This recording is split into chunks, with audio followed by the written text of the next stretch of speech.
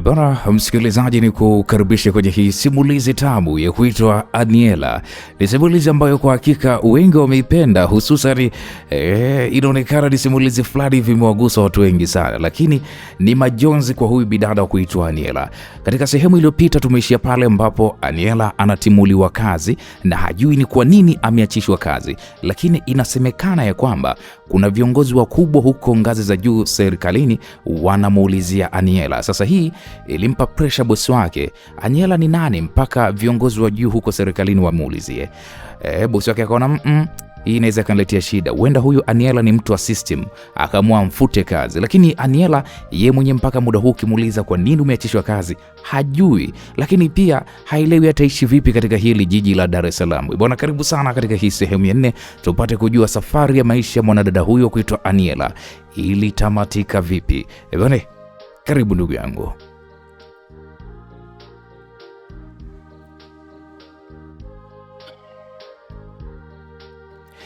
Aisee msikilizaji, kusema ule ukweli, nilichanganyikiwa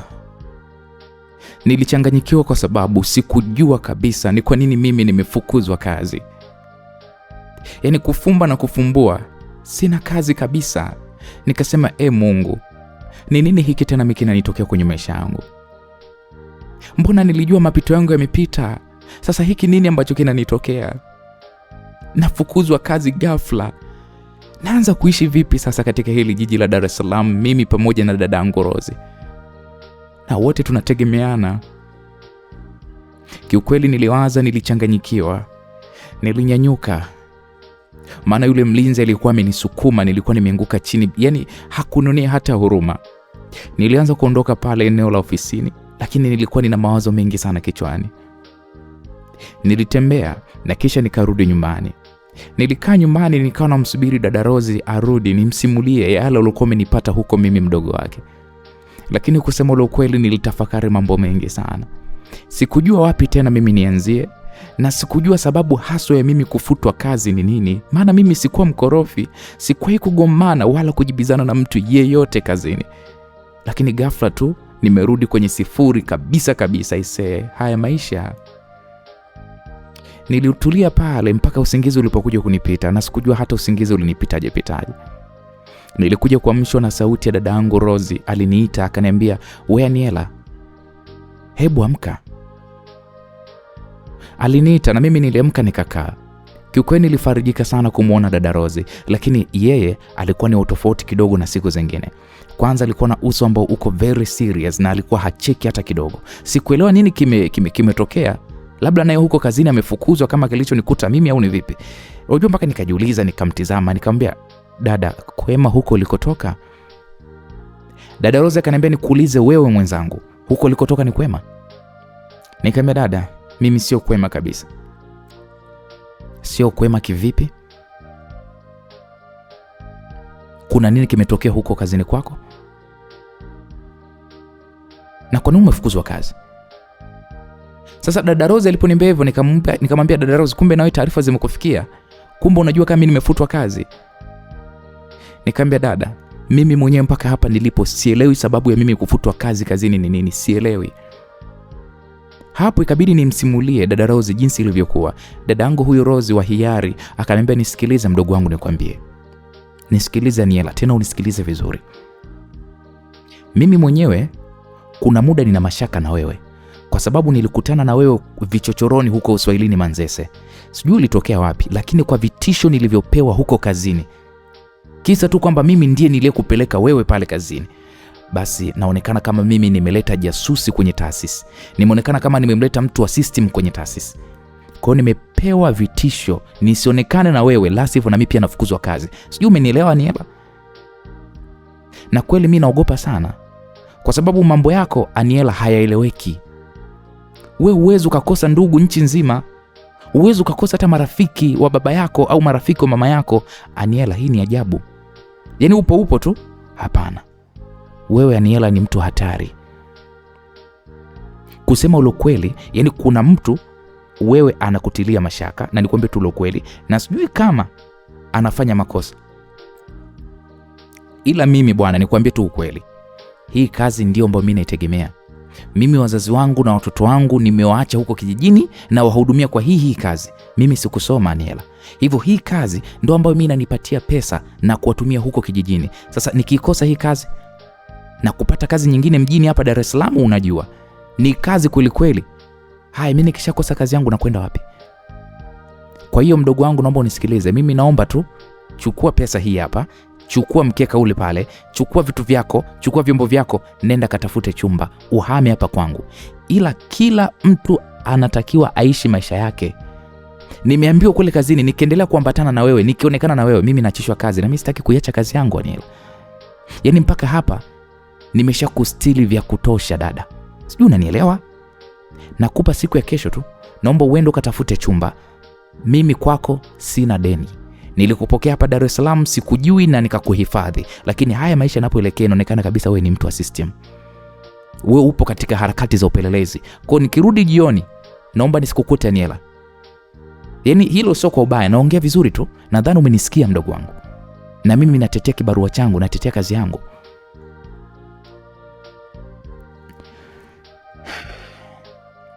Kiukweli dada Rose alipoyaongea hayo, mimi nilipiga magoti nikamwambia, dada,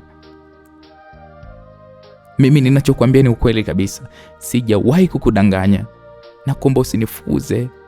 Nitakwenda wapi mimi? Bado sijapata mahali pangu. Msikilizaji, hapo nilikuwa nashindwa kuelewa kabisa nini kimetokea. Lakini dada Rose akaniambia, sikiliza Aniela, mimi sio kama sikupendi. Hebu nisikilize kwa makini mdogo wangu, mimi nakupenda. Tena nakupenda na nakupenda sana tu. Nimekuwa na wewe toka siku ya kwanza. Lakini mwenzako mimi naogopa. Nimepewa vitisho kazini. Nitafukuzwa kazi. Kwa naomba unielewe tu mdogo wangu. Nikipata chochote kitu kile tutasaidiana. Lakini kwa sasa hivi naomba uniache kwanza. Hii kazi mimi mwenzio bado naitegemea. Sijui unanielewa?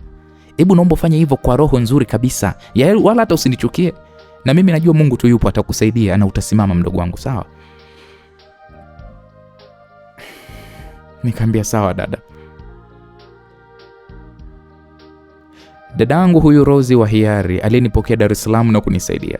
Aliongea kwa utaratibu, sikuwa na namna.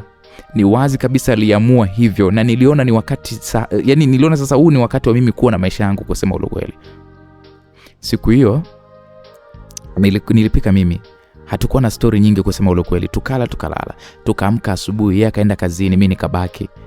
Niliondoka nikaenda maeneo mbalimbali kutafuta chumba. Hapo nilikuwa na shilingi 60,000 tu mfukoni, na hiyo ndio ilikuwa kama akiba yangu. Nilianza kutafuta chumba, nikapata chumba cha shilingi 50,000. Kilikuwa ni single. Na hilo eneo lenyewe, msikilizaji, lilikuwa ni baya vibaya mno. Nikamwambia sana mwenye nyumba anipangishie, nilipe kwa mwezi huo mmoja tu wa hiyo shilingi 50,000. Yule baba mwenye nyumba kwanza alinyamaza, kisha akasema atanisubiri nilipie siku zijazo. Sikujua ni kwa nini mwenye nyumba alikubali, lakini akaniambia kwamba okay sawa, nipe hii alafu uhamie, sawa? Nikamwambia sawa babangu, nashukuru sana.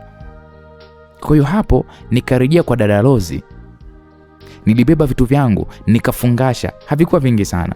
Hivyo haikuwa kazi kuvibeba. Yaani hata kwenye bajaji tu vinaingia, hata kwenye bodaboda nilikuwa na uwezo tu kuvishikilia vikafika. Nilikuwa sina vitu. Nilibaki hapo mfukoni na shilingi ngapi? 10,000 tu. Na hapo mambo ya nauli nilitumia lokuwa amenipa dada Rose.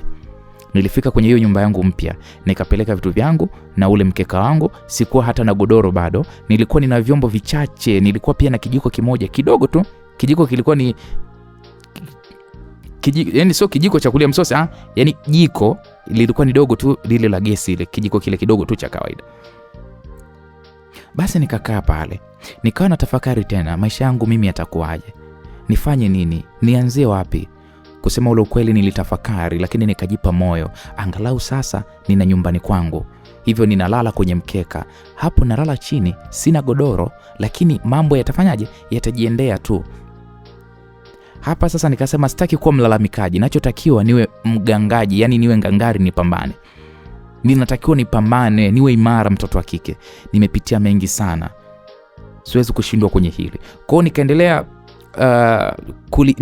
mimi mwenyewe nafsi yangu nikajiambia kwamba nikiendelea kulielia nitakuwa naonyesha udhaifu. Haya, mimi dunia sio ya kwangu tena. Haya, nalia namlilia nani? Hapa kila mmoja anaangalia maisha yake. Niliona wazi kabisa kwamba hii dunia mimi ni kama vile haihitaji watu wanyonge. Hii dunia inahitaji mtu mpambanaji, mtu ambaye anajituma. Inahitaji watu imara wasiokata tamaa.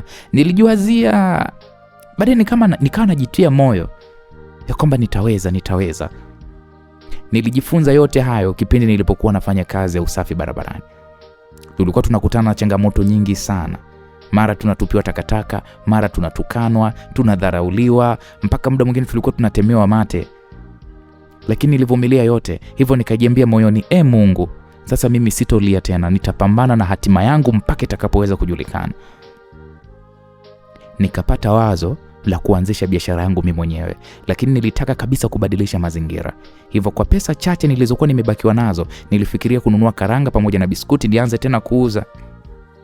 Safari hii wazo likanijia niende kufanya biashara kwenye stendi kubwa ya magari yanayoenda huko mikoani. Nilijua kule mimi nitakutana na wasafiri wengi na watakuwa wananunua biashara yangu, karanga, biskuti, nini kutafuna.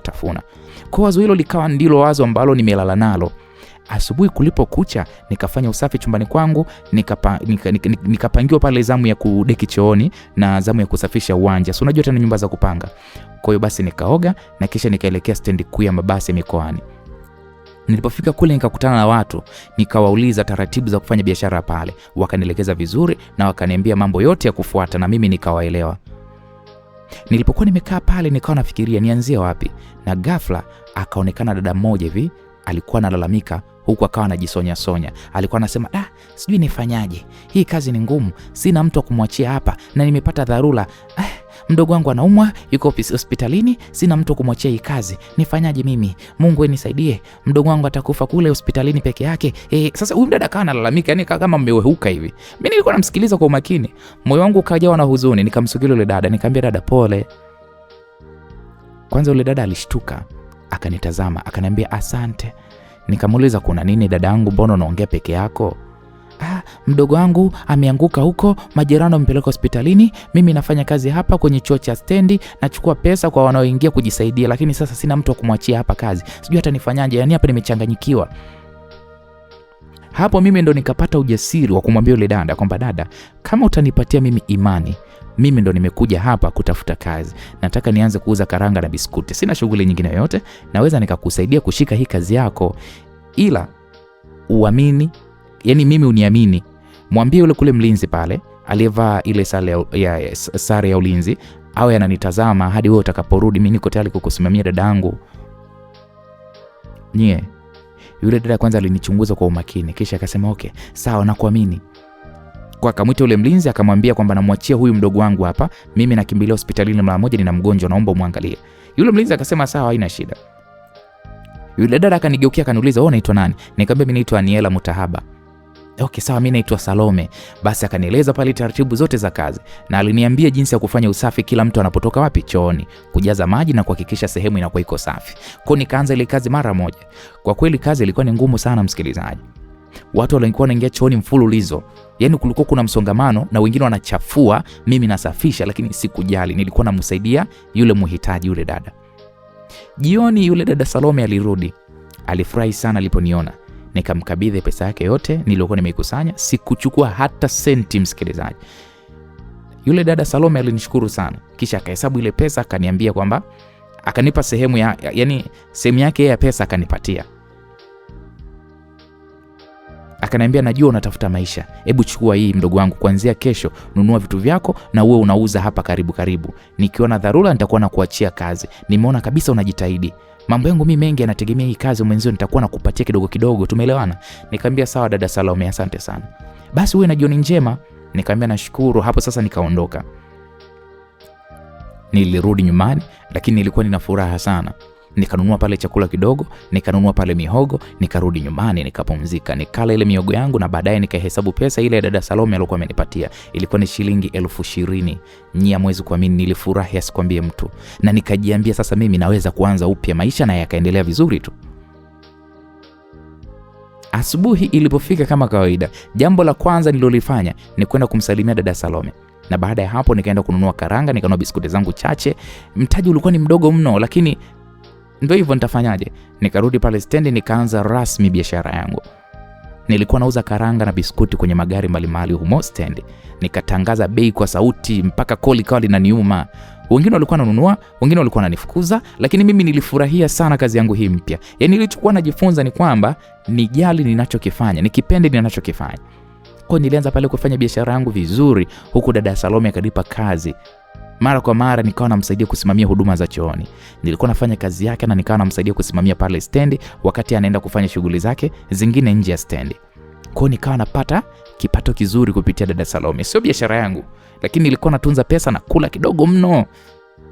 Yaani unaweza kusema kwamba anafanya diet, lakini kumbe ndio nilikuwa natunza. Polepole nikaanza kupata tumaini jipya kwenye maisha yangu. Kwa kazi hiyo hiyo niliweza kununua godoro langu mwenyewe jipya kabisa, nikaanza kuongeza pale baadhi ya vitu vya ndani vidogo vidogo.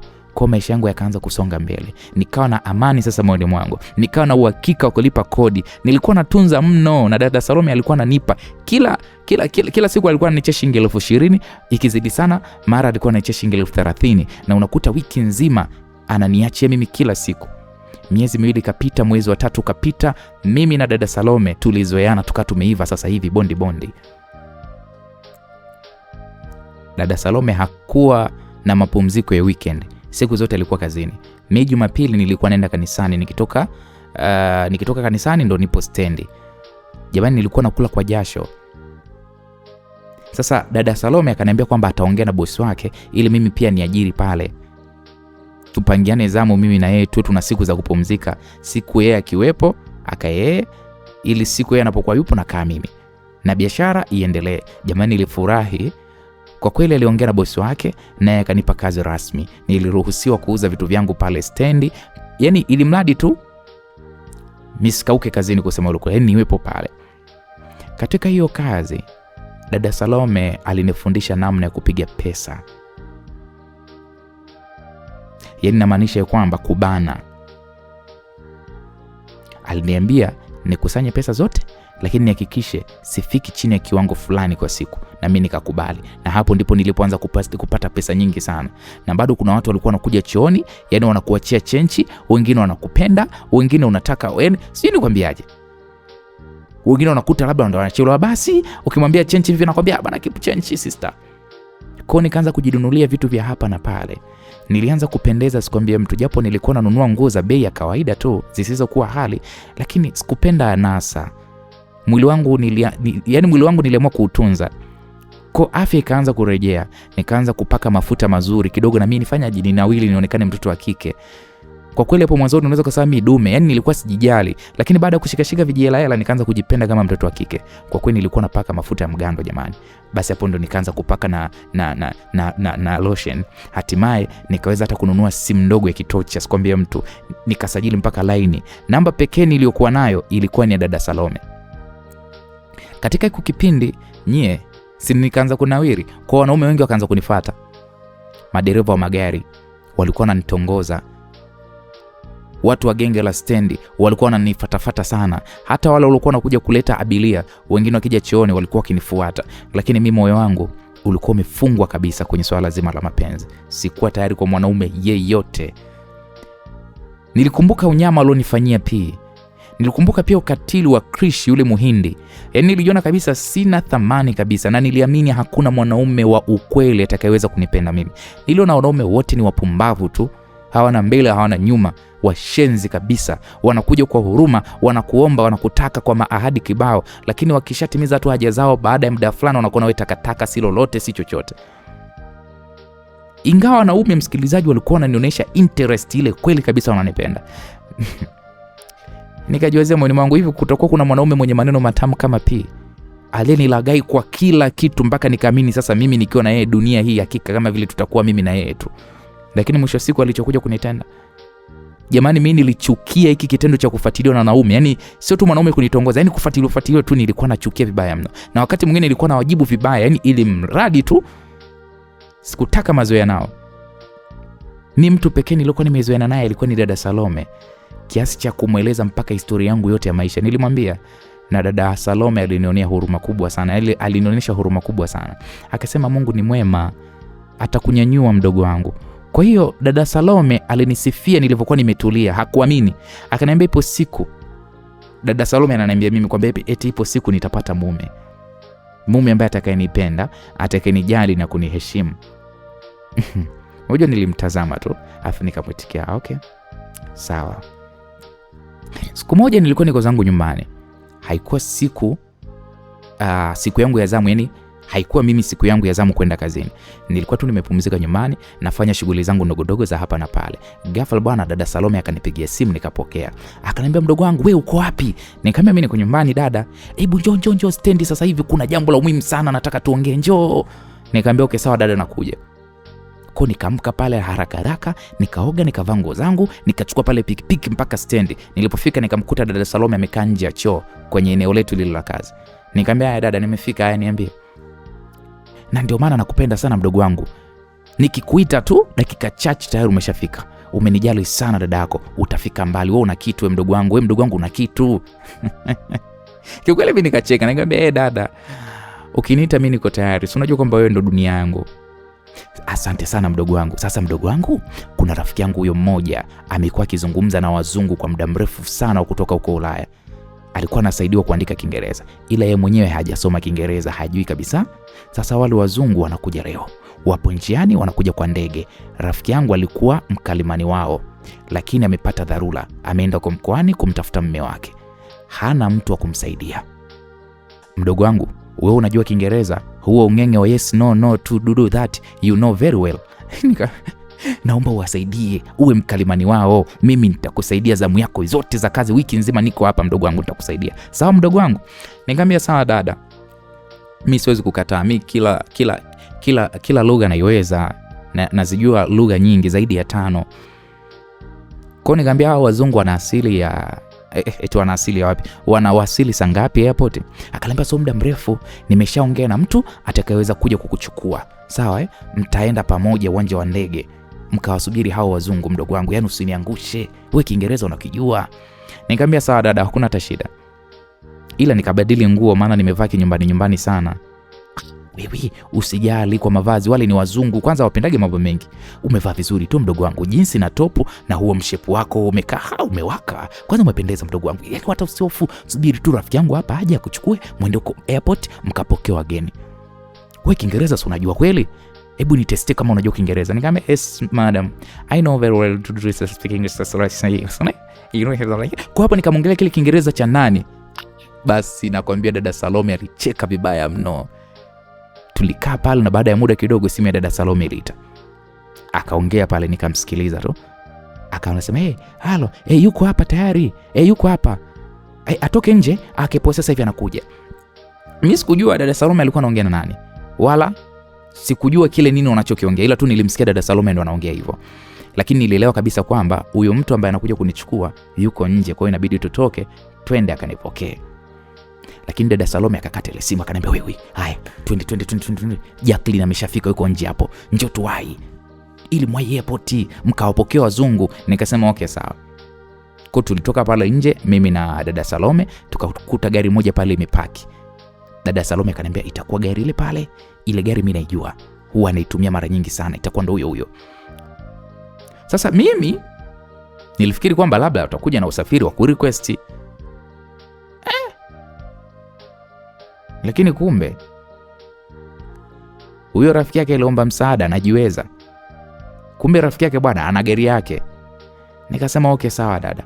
Basi tukalisogelea ile gari. Tulipofika pale kioo kikafunguliwa, nikamwona huyo mdada aliyekuja kunichukua. Alikuwa ni mrembo afu mwembamba hivi, mweusi mzuri, ameachanya nywele zake vizuri sana. Pembeni yake kulikuwa kuna dereva. Yule dereva alikuwa ni wa kiume. Kwa tukasalimiana pale. Dada Salome akanitambulisha, akasema huyu hapa ndiye anaitwa Aniela, utenda naye, ni msomi mkalimani mzuri tu, anajua sana lugha za kigeni karibia zaidi ya 7 huko. Hivyo hata kama wageni hao wakawa wanaongea Kichina, yani wakiongea Kihindi, wakiongea Kifaransa, wakiongea Kispaniola, wakiongea kinini, na kwambiaje huyu Aniela jembe anajua kila kitu. Dada Salome alijua kunipamba. Yule dada ambaye alikuja kunichukua akasema basi asante. Dada Jacqueline akasema Aniela, dia panda kwenye gari twende, muda umeshaisha. Aliongea hivyo dada Jacqueline, kwa nikapanda kwenye gari, tukamwaga dada Salome ambaye alirudi kazini. Safari kaanza. Tulienda moja kwa moja mpaka airport. Tulipofika pale airport, gari kapaki. Tukashuka. Hapo nikawa natembea kuelekea ndani. Nilikuwa hapo niko na dada Jackie ambaye ndo alikuja kunichukua. Dada yake alikuwa amenishika mkono hivi huku akiniuliza mambo ya hapa na pale tukiwa tunaelekea huko ndani airport. Ghafla nafsi yangu ikaanza kuniambia, hebu angalia pembeni yako. Mungu si Athmani. Nikageuka, sikuamini macho yangu. Narudia tena, siamini macho yangu. Nilimuona Diego, huyu hapa, yule mwanaume ambaye nilikuwa namtafuta usiku na mchana. Diego huyu hapa, namuona macho yangu. Mimi mwenyewe kwanza sikuamini kwamba leo hii namuona Diego. Sikuamini macho yangu. Mwanaume wangu wa kwanza alinitoa usichana wangu, aliyenikaribisha kwenye ulimwengu wa mapenzi, na mtizama hivi vizuri tu.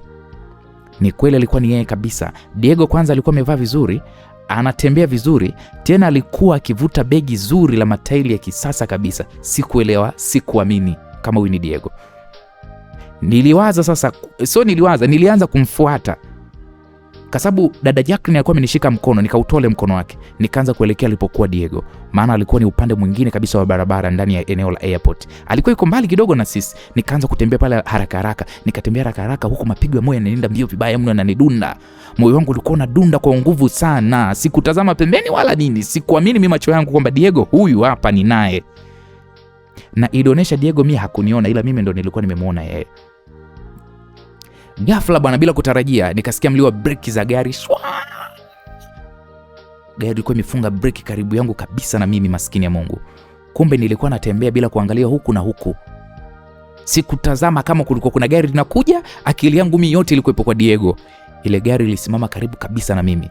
Akashuka mtu, akasema, "Hivi wewe vipi wewe? Kwa nini unatembea utizame pembeni? Unatamba barabara hii, barabara ya kwako hii. Barabara ametengeneza babako hii." Jamani, huyu mtu aliongea maneno mengi. Moyo wangu mimi uliendelea kudunda. Nikasahau hata kama nilikuwa nakwenda wapi. Sasa ikabidi nianze kumomba msamaha huyu ambaye alitaka kunigonga na gari. Nikamwambia, "Samahani, sikukuangalia." Akasema, "Unaangalia unakokwenda bwana wewe. Demu vipi wewe? Unaleta uzuri hapa?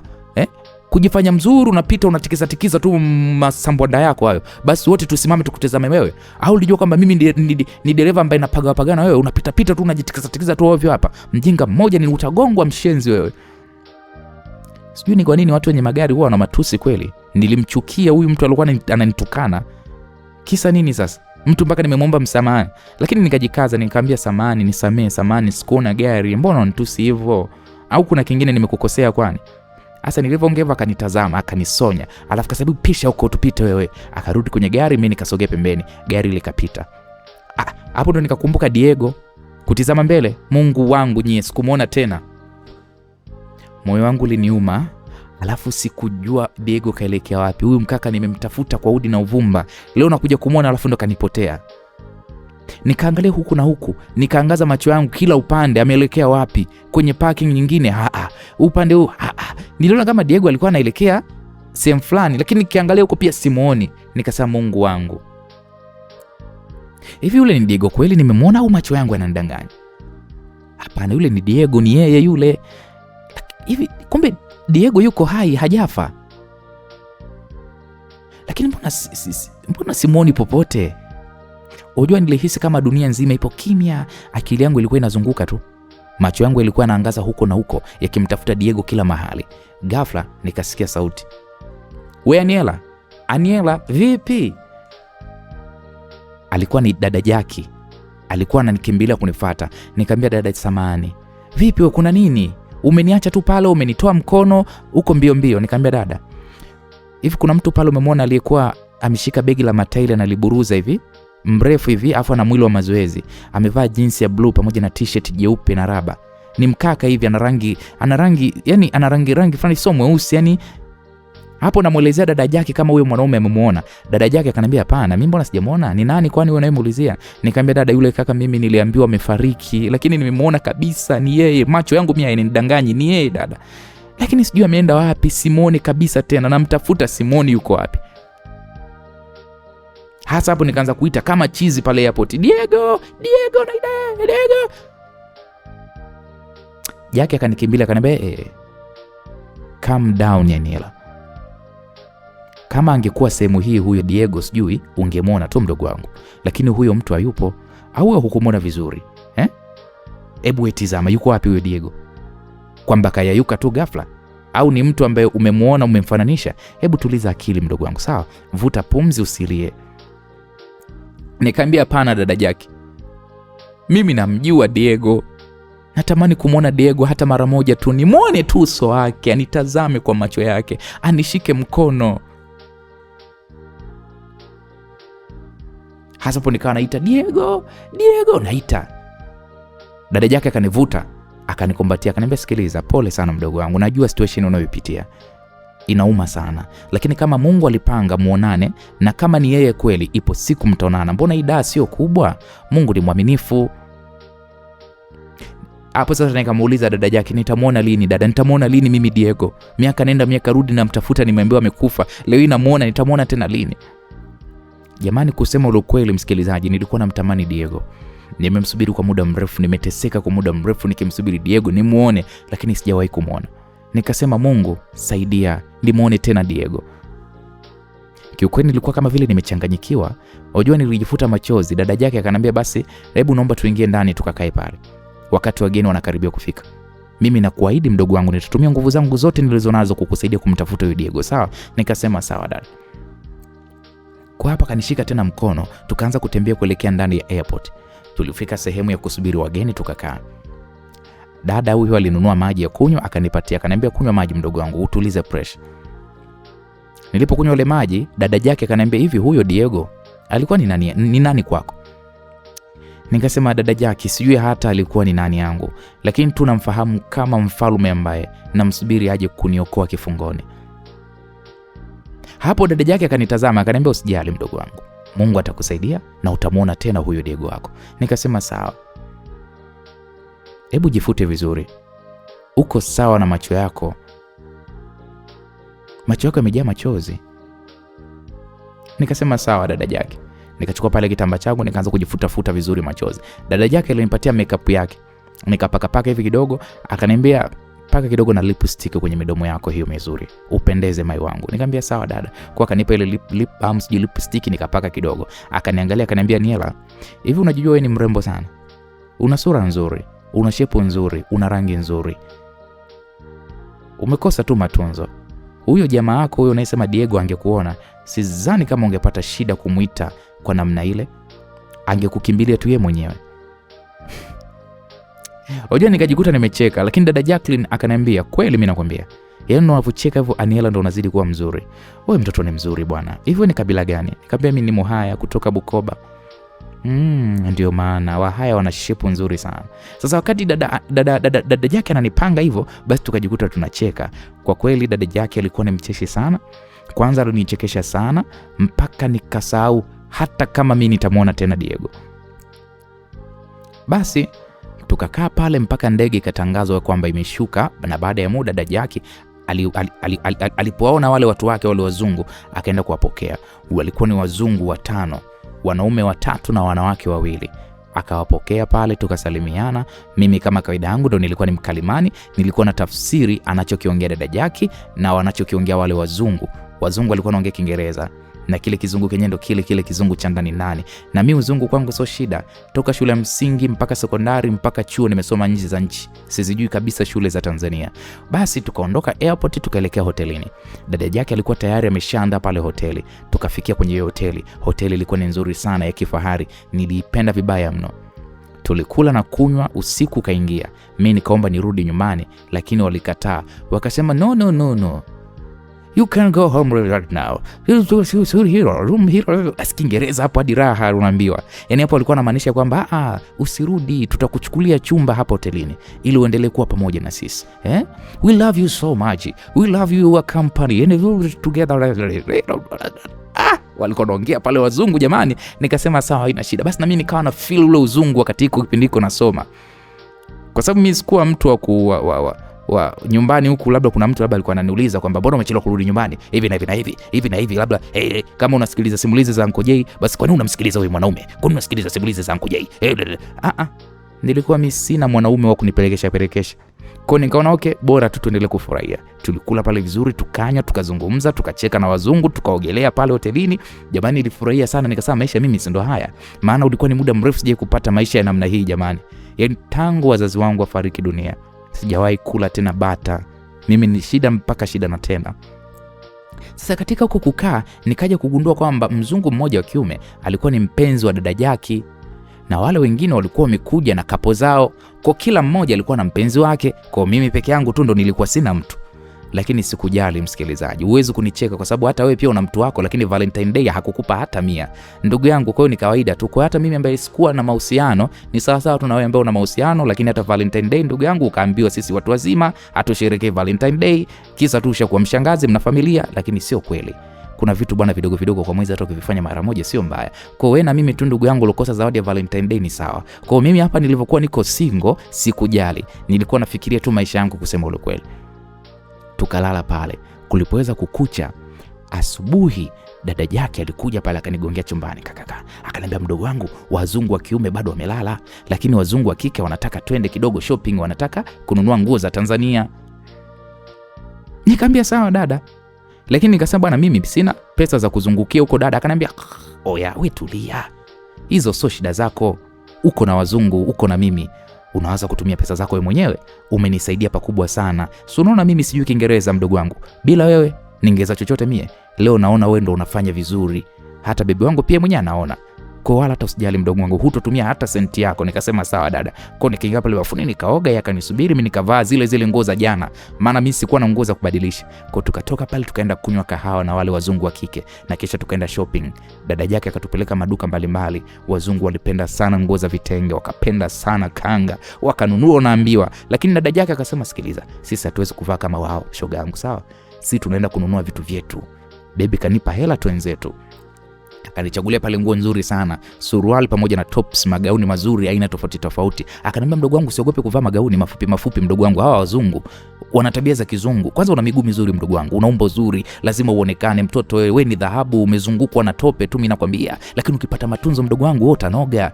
Mimi nitakusafisha, nikwambie tu ukweli, wewe una kitu ila usiumo juu mdogo wangu. Basi mimi nikawa nacheka, nikawa nimefurahi. Tulifanya shopping kubwa sana, tukarudi hotelini na mifuko mingi vibaya mno. Tulikula, dada Jackie akaenda kwa mpenzi wake. Mimi nikaingia zangu chumbani kama kawaida, niko single, nikabadilisha pale nguo, nikajipanga pale vizuri. Baadaye tukatoka wote, tukakutana sasa tuko chini, tukakutana chini yani. Kwa sababu kuna floor za juu, tukashuka chini. Dada Jackie akaniambia sawa, waambie wazungu kesho tunaenda mbuga za wanyama. Nataka niwapeleke Arusha. Mie tena ungenge ndo kama umelala. Tena dada Jackie akaniambia waambie sasa. Basi hapo mimi nikamwambia wazungu, hey people white, tomorrow we are going to National Park Mikumi, Serengeti, Ngorongoro, and we are here to be fine, and we have a lovely city. No matter what we are sorry Tanzania, of course we are very good what people are sorry karibu. Basi pale nikawa nawaambia kwa Kiingereza yani kwamba Tanzania ni nzuri sana, watu wake ni wakarimu na wewe ni mtu mzuri sana. Basi nikawa nawasifia pale. Wale wazungu wenyewe wakawa wanaongea pale, oh very good, nice, sorry. Basi na mimi nikawa namtafsiria pale dada Jackie. Siku tulizunguka tena mjini, tukawaonesha beach pale, beach bahari na maeneo mbalimbali kwa gari ambalo wenyewe walikuwa wamerekodi. Jioni tukarudi hotelini, tukakaa, tukanywa pale, tukazungumza, tukacheza pale michezo, tukalala. Kesho yake asubuhi tukarudi na airport, safari ya kwenda wapi? Kilimanjaro ikaanza. Tulifika Kilimanjaro salama kabisa. Kule dada Jackie alikuwa tayari ameshafanya mawasiliano, hivyo gari ikaja ikatuchukua. Wakati wote huo nilikuwa bado nafanya mawasiliano na dada yangu Salome, yule wa kule alinipatia kazi ya kukusanya pesa kwenye choo cha stendi. Kwa nikawa nampa tu michapo nini ambacho kinaendelea. Dada Salome akaniambia sikiliza mdogo wangu, wewe uko enjoy mdogo wangu, enjoy. Yaani usiona wasiwasi wote, enjoy, fanya kazi vizuri, tafsiri vizuri, ishi nao wazungu vizuri. Uwezi kujua hatima yako itakuwa ni nini mdogo wangu. Umesikia mdogo wangu? Wewe bado mdogo sana. Uwezi kuishi maisha ya kunyanyasika. Mtoto mzuri wewe. Ufanye kazi choo cha stendi, kazi tuachie sisi. Sisi ndo manguli. Wewe fanya vizuri huko, mimi nakuombea mdogo wangu, nakuombea. Nikamwambia sawa dada Salome, asante sana. Dada Salome akaniambia usiwe na wasiwasi wote. Wewe kaa huko kwa raha zako, ili mradi tu uko sehemu salama, na kushauri pia usifanye mambo mabaya. Sawa Kile Mungu alichokupigania kwa wakati wake kitakufikia tu. Nikamwambia sawa dada Salome. Basi ile gari ikatuchukua. Kwa kuwa ilikuwa bado mapema, tukaanza kuzunguka Moshi. Tukaenda moja kwa moja kuangalia pale mlima Kilimanjaro, tulizunguka maeneo mbalimbali ya umuhimu. Wazungu walifurahi sana, wakawa wanapiga picha nyingi sana. Jioni tukaenda zetu Arusha kwenye hoteli moja vizuri sana iko Mbugani, ambapo dada Jacqueline alikuwa tayari ameshafanya booking. Dada Jacqueline alionekana kama vile dada wa mjini hivi, kwa sababu alikuwa na mipango mingi sana na karibia kila kitu alikuwa ameshakipanga. Yaani tulikuwa tupate shida. Tulipofika hotelini, mimi kama kawaida nilikuwa na chumba changu cha single. Kila mmoja kaingia chumbani kwake. Mimi nikapumzika kidogo kwa sababu nilikuwa nimechoka sana. Baada ya kuoga tu nikapanda zangu kitandani na usingizi ukanichukua. Usiku dada yake akanifuata akaniambia twende tukale chakula cha usiku. Basi nikavaa pale vizuri tukatoka kama kawaida. Tulikuwa tunaongea na tunacheka. Wazungu walikuwa ni wacheshi vibaya mno. Ndani ya muda mfupi tu tulizoeana vibaya mno. Nikajisikia kama mimi ni mmoja wa familia yao kusema ule kweli. Hilo lilifanya nijisikie faraja sana. Sikuwa nimewahi kufika Arusha wala Moshi, lakini sasa ndo nimefika kwa sababu yao. Nilimshukuru Mungu kwa kunikumbuka.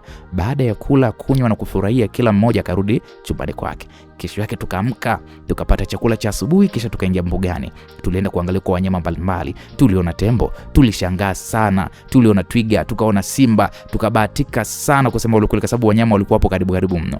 Tuko mbugani, kulikuwa kuna gari moja vile la watalii. Lilikuwa limepata shida ile gari yao. Watu wake walishuka ndani ya mbuga na sisi tukashuka, tukaanza kusalimiana nao. Katika lile kundi lao kulikuwa kuna Mchina mmoja aliyekuwa haongei sana. Baadaye tukagundua kwamba alikuwa na shida kwenye mguu wake. Alijaribu kujieleza pale kwa Kichina lakini hakuna aliyemuelewa. Mie tena Kichina ndio kimekaa basi alipokuwa anaongea mimi nikamuelewa. Nikamuuliza pale kwa Kichina kwamba yaani pale nilikuwa nimemwambia hivi shida yako ni nini? Yule Mchina akaniambia yaani alikuwa ananiambia kwamba mguu wake ulikuwa unauma, yaani kama vile umeteguka. Yule kiongozi wao alifurahi sana, akasema wewe dada, kumbe unajua Kichina? Nikamwambia ni hao yaani hapo nikamwambia ndio najua. Akasema ongea Kiswahili sasa sikuelewi. Nikamwambia haya najua Kichina. Basi afadhali hebu tusaidie basi kutafsiri. Basi nikaanza pale kutafsiri kati yao na wengine. Wazungu niliokuwa nao walijisikia fahari sana kwa sababu yangu mimi kusema ule kweli. Tukaendelea na safari yetu. Jioni tukarudi hotelini. Tulikuwa tunakaa hotelini. Kwa tulipokuwa tumekaa hotelini tunaongea, tunakunywa. Wale watu tuliokuwa tumekutana nao mbugani wakaja pamoja na yule Mchina. Wakaomba tuungane pamoja. Jamani tulifurahi, tukawapokea pale. Basi tulipokuwa tunaendelea mazungumzo, alikuja kijana mmoja hivi alikuwa kwenye ule msafara. Akaniita akasema samani tunaweza tukazungumza? Nikaambia ndio haina shida. Akasema samani nimeona mpo deep sana kwenye mazungumzo, naomba nijitambulishe kwanza. Mimi ni meneja wa hii hoteli. Dajaki sasa akasema wow, kumbe wewe ni meneja, hongera sana. Na nimependa huduma za hapa na ni nzuri sana. Yule meneja akasema nashukuru sana, karibuni sana. Basi naomba niongee na huyu dada hapa pembeni mara moja. Dada yake akaniruhusu akasema sawa. Akaniambia Aniela, nenda. Mimi nikanyanyuka, tukaenda pembeni na ule kijana. Akaniuliza unaitwa nani? Nikamwambia naitwa Aniela. Akasema Aniela, unajua lugha? Nikamwambia ndio. Lugha gani? Nikamuolozesha pale lugha karibia zote ninazojua, karibia lugha 7. Akasema asante sana. Naomba unisaidie jambo moja. Tuna mgeni wa muhimu sana. Sio mmoja, ni wageni wa umuhimu sana wanakuja kesho, wakiwemo wageni wa serikalini. Wanazungumza Kiingereza kigumu sana.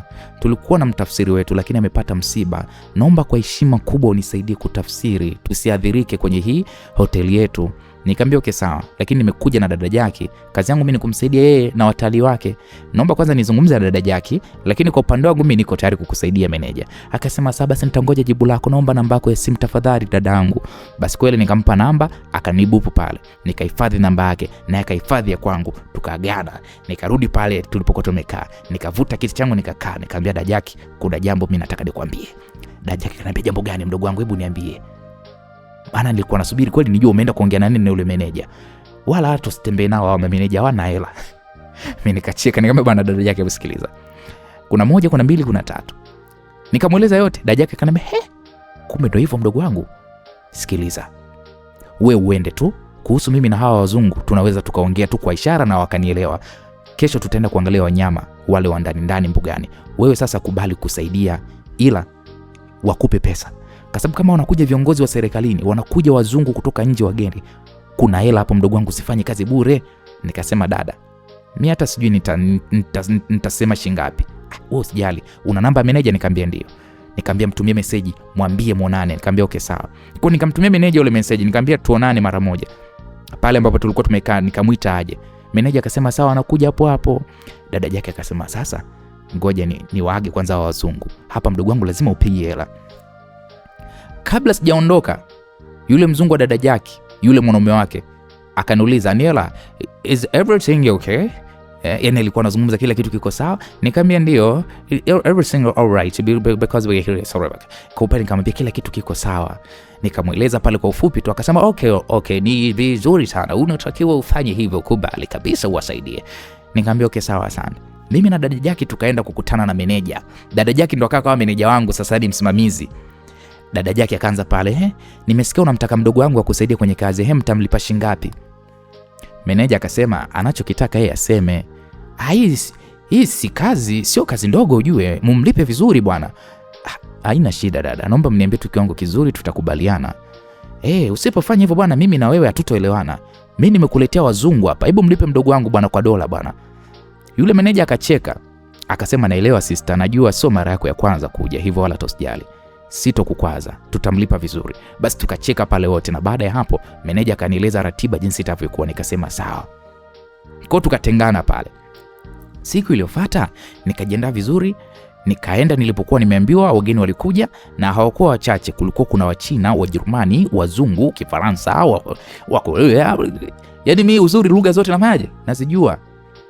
Meneja akanitambulisha mimi kama mkalimani wa ile hoteli. Japo nilikuwa nimefika tu kama mgeni, nikafanya tafsiri vizuri sana. Niliunganisha Wachina, Wafaransa, Wajerumani, yaani nilikuwa na tafsiri lugha zote, tena kwa haraka, kwa spidi. Nilimshukuru Mungu kwa hiki kipaji sana. Sikuwahi kujua kama ningeweza kufanya kazi kama hii. Ilipofika jioni, wale wageni waliondoka kwa sababu hawakulala pale hotelini. Waliniachia mimi pesa kama zawadi. Nilifurahi sana. Sikuhesabu hata senti. Sikujua hata ilikuwa ni shilingi ngapi. Kama kawaida meneja naye akanipa pesa. Tena alinipa dola. Nilifurahi vibaya mno. Nilijiona sasa mimi ndo nimeshakuwa mtu muhimu. Nikamwaga meneja nikaondoka. Tulikuwa tumebakiwa na siku 2 tu za kukaa pale. Usiku mmoja kabla ya kuondoka, meneja akanipigia simu akaniambia naomba tuonane. Nikamwambia sawa. Kwa nikaenda nikamkuta pale counter, sehemu ya vinywaji. Akaniambia Niela, kiukweli nimefurahi sana uwepo wako hapa kwenye hii hoteli yetu. Umekuwa ni msaada mkubwa sana na tumesifiwa na tumetengeneza sifa nzuri ya hoteli. Wageni wote wamefurahi. Umetusaidia kupata wageni wengi zaidi na wamefurahia sana. Wamesema watarudi tena na wanatamani wakukute wewe hapa. Sasa naomba kitu kimoja Niela, unaonaje ukakubali kufanya kazi na sisi? Nimeongea na mkurugenzi wa hoteli naye ameridhia. Tunataka kukuajili hapa hotelini kwetu. Mjua mimi sikuamini. Huyu meneja akaendelea kusema, unajua utafanya kazi kama mkalimani na utalipwa vizuri sana. Tunakuomba ukubali. Jamani, hapo mimi nilishindwa kuzungumza. Kwanza sikuamini macho yangu. Hii ilikuwa ni kazi nzuri kuliko zote nilizowahi kufanya. Akasema tena, tunakuhitaji wewe, tunakuomba ukubali. Nikamwambia naomba kwanza nipige simu kwanza. Akasema sawa. Hapo nikampigia simu dada Salome. Akaniambia wewe usikatae hilo dili, kubali mdogo wangu, kubali. Huo ni mlango wa maisha yako mdogo wangu, umetoka kwenye shida sana. Nikasema sawa dada. Kwa nikampigia pia dada Jackie, akaniambia we unafikiria mara mbili ili weje. Huo ndo mlango wa mafanikio yako, hebu kubali. Nikasema sawa dada Jackie. Nikamuuliza meneja mshahara kiasi gani. Aliponiambia kiwango, macho mpaka yalinitoka. Sikuamini, ilikuwa ni pesa nzuri mno ya kunitosha kabisa mimi yatima kuendesha maisha yangu. Nikamwambia sawa, nimekubali, sina hata haja kufikiria. Akasema vizuri, naomba uletee CV yako ili tuanze taratibu za ajira rasmi. Hapo kwanza moyo wangu ulidunda pa. Nilisi kama vile sasa naanza kukata tamaa. Nikakumbuka sina hata cheti kimoja. Viti vyangu vyote nilikuwa nimeviacha kule India kwenye kile chuo nilichokuwa nimeondoka kwa sababu ya kukosa ada. Sikujua nifanye nini sasa. Vyeti vinahitajika ili nipate kazi, wakati mimi sina hata iko cheti. Meneja kwanza alinitazama akaniambia vipi? Unajua bila vyeti hatuwezi kukuajili Niela. Vyeti vinahitajika. Mungu wangu. Moja kwa moja nikajua mimi kazi sina. Kiukweli nilichanganyikiwa. Yaani sikuwa na hivyo vyeti vya kumpatia huyu meneja. Yaani wala hiyo CV ya kumuonyesha nilikuwa sina.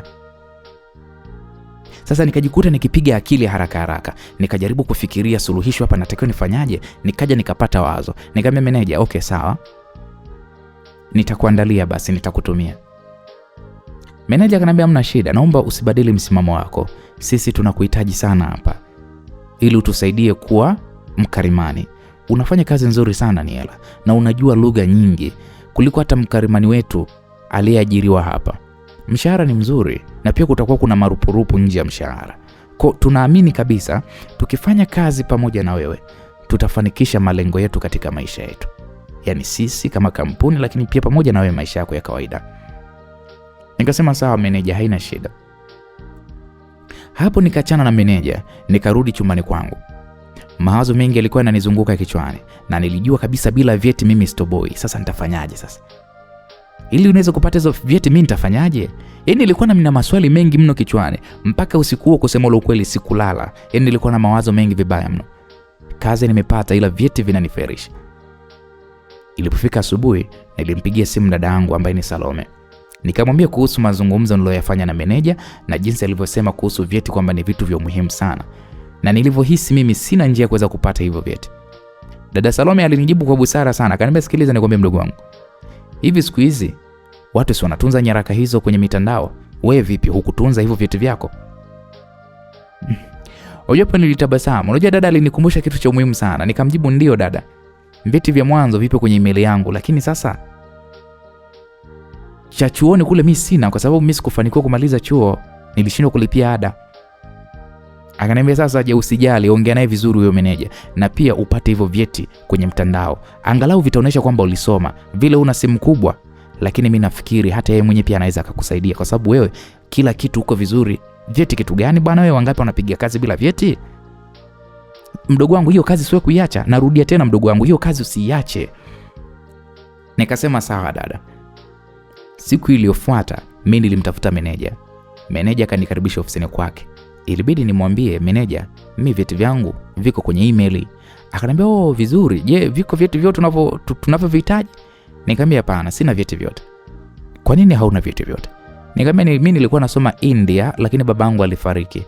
Na mara baada ya kifo cha babangu nilishindwa kulipa ada. Hivyo sijafanikiwa kabisa kumaliza chuo, lakini nilifanikiwa kumaliza miaka 2 tu ya mwanzo." Hapo alinijibu kwa msisitizo mimi barabara kumwambia hivyo. Akaniambia, "Lakini miaka yote uliosoma matokeo yake si yapo pia kwenye email?" Nikasema, "Ndio yapo. Tulikuwa tunatumia kwenye email." Akaniambia, "Basi nipatie hiyo email, hakuna shida." Kwa nikampa pale, akapakua vyeti, akapakua matokeo ya chuo. Akasema, "Kaa hapa, andika CV yako." Nikakaa pale kwenye kompyuta yake, nikaandika haraka pale, akaprint, akasema, "Haya, hapa tayari utakuwa tukivutiwa hapa, maana pia wewe ni mzuri sana. Lakini pia kazi yako ni nzuri kwa sababu unatafsiri vizuri. Tunakuhitaji sana." Meneja akaniuliza lini, eti kwamba mimi nitakuwa tayari kuanza ile kazi. Nikamwambia, "Naomba wiki moja nijiandae." Akasema, "Sawa, basi ukiwa tayari utanijuza nikutumie nauli." Nikamwambia, "Okay, sawa." Kwa tuliondoka pale na kina dada Jackie kwa ndege, tukarudi zetu Dar es Salaam. Wazungu walikaa kama siku 2 wakaondoka, huku wakiwa wamechukua namba yangu pia na waliniachia na pesa. Kusema ule kweli, nyie nilifurahi. Nikarudi kwangu, nikaongea na dada Salome kuhusu vitu twangu tule vitu twa nyumbani. Dada Salome akaniambia nimwachie maana anaenda kazini. Kwa hiyo dada Salome akaja pale akavibeba vile vitu vyangu na tulizungumza mengi na akanishauri kwamba nitulie nifanye maisha ili nisirudi tena kuhangaika tena. Na nakumbuka dada Salome alinipa wosia, akaniambia hivi, "Kumbuka mdogo wangu, wanaume ndio walokufikisha kwenye maisha ya shida na dhiki. Na hata kama ukitaka kuwa na mtu tena, basi huyo mtu awe amekuzidi kila kitu ili asikutese. Maana wanaume wakiwa hawana kitu wana njaa sana, wanalia sana. Yaani mwanaume wewe ndio ukimzidi, wewe mdogo wangu ukiwa wewe ndio una hela umemzidi mwanaume. Mwanaume kwanza anakuwa anajiamini. Mwanaume atakutesa. Sawa yaani atakutesa. Na atakuwa anajitutumua kwamba yeye ni kidume ili hali wewe una pesa kumzidi. Lakini unachotakiwa kukifanya, wewe tunza pesa, usiitumie ovyo na uwe na malengo, maana katika maisha hakuna kitu cha kudumu. Hata hiyo kazi unayokwenda kuifanya lazima uweke akilini mwako, sio kazi ya kudumu. Nikamwambia, "Sawa, nimekuelewa dada Salome." Siku zilipita, nikamtafuta meneja kumjuza ya kwamba niko tayari kwenda kazini. Akanitumia pesa ya nauli na hela ya kula, kwa nikaanza safari ya basi. Nilifika salama hotelini ambapo nilikuwa nikienda kufanya hiyo kazi. Nilipokelewa vizuri sana na furaha ilinijaa moyoni mwangu asikwambie mtu. Kwanza nilioneshwa chumba cha kulala kilichokuwa ni kikubwa na kilikuwa ni kizuri na kilikuwa kina madirisha makubwa yaliokuwa yakileta hewa nzuri mno. Choo kipo kwa ndani, kabati la nguo lipo, yaani nilipenda. Meneja alinieleza kwamba nitakuwa nina nguo rasmi ya kuvaa na alitaja kodi ya hizo nguo za kuvaa. Sikuwa na hizo nguo kusema ule kweli. Nikamwomba meneja ruhusa ya kwenda mjini ili nikanunue nguo hizo, na akanieleza kwamba tuvae jeans za blue na t-shirt nyeupe au shati la mikono mirefu la mistari na sketi fupi pia. Kuna siku utakuwa navaa nguo yoyote ile, ila tu inatakiwa nipendeze. Kipindi hiko mimi nilikuwa na nguo nzuri tayari mjue. Nilinunuliwa na dada yake, na mimi pia nilijinunulia mwenyewe baada ya kushikashika vijihela. Meneja akaniambia sare hizo zinapatikana madukani. Basi siku iliyofuata meneja alinisindikiza na gari ya hoteli mpaka madukani, nikafanya yangu shopping na kisha tukarudi. Nikapewa mwongozo wa kazi, nikapewa na mkataba na nikaujaza pale tayari kwa kuanza kazi rasmi. Hoteli ilikuwa ina wageni wengi sana kusema ukweli. Karibia kila siku wageni, kulikuwa kuna wageni wakija kutoka nchi mbalimbali. Kupumzika ilikuwa ni muda mfupi mno, na mara nyingi siku moja ama siku mbili, lakini siku zote hoteli ilikuwa ina wageni. Nilifundishwa pia sehemu zote za hoteli na mbugani, na kazi yangu ilikuwa ni kuweza kutafsiri na kuwaongoza wageni kama mtaalamu wa huduma. Jamani, nilifurahia sana hii kazi yangu. Haikuwa ngumu. Nilikula vizuri, nililala kwenye sehemu nzuri, na nilipata marupurupu, na nilijitahidi kuweka akiba kwa sababu hoteli hiyo pia ilikuwa ina huduma za kifedha. Siku zilivyokuwa zinasogea, miezi 2 ikapita haraka. Mimi nishazoea kazi, huku nikiwa sasa nimezoeana sana na meneja ambaye alikuwa ananipenda na alikuwa ananipendelea sana, na kula vizuri, na nikawa naruhusiwa pia kuingia gym kufanya mazoezi hapo hapo hotelini. Tena nilikuwa nafanya bure. Alikuwa akinipa zawadi mara kwa mara ya nguo au pesa, huku akawa ananitongoza. Unajua mwanaume anaweza akakupa tu vitu vyake bure bure, akawa ananitongoza, lakini mimi nilimwomba anipe muda nimchunguze. Kipindi hiko nilikuwa nimeng'aa, nilipendeza, nilikuwa mdada kweli kweli, haswa mshepu, sura, rangi kweli, napiga pamba utasema mimi ni msanii wa Marekani. Pamoja na yote hayo, dada Salome sikumsahau. Nilikuwa namtumia pesa. Siku moja meneja aliniambia, Aniela, naomba ujiandae. Kutakuwa kuna wageni wa muhimu sana. Kiongozi mkubwa wa nchi anakuja hotelini hapa. Jiandae vizuri na ufanye kazi yako kwa uzuri kama ilivyokuwa kawaida yako. Sijui umenielewa mamangu, au kama vipi ujiandae kupokea wageni maarufu. Yaani kwa lugha nyepesi ili uweze kunielewa. Nikamwambia sawa meneja. Akasema tutafunga hii wiki na hatutopokea wageni wengine zaidi ya wale, kwa sababu wanakuja, huu msafara ni wa umuhimu. Kama nilivyokuambia, ni kiongozi mkubwa wa nchi. Nikamwambia sawa. Akasema ila natamani sana kukuficha Aniela, kwa sababu naogopa uzuri wako huo wakikuona watanipokonya tonge mdomoni mimi. Nikasema kweli tena unachokizungumza? Akasema kweli, unajua Aniela, mimi unanitesa sana. Mimi mtoto, yani nakupenda vibaya mno. Lakini kila nikikwambia Aniela, unaniambia kwamba subiri. Najua una malengo. Unataka nitafute pesa. Maana kukumiliki wewe lazima tu nijipange, na ndio maana niko mdogo kuzisaka. Meneja alipoongea mimi nikacheka sana.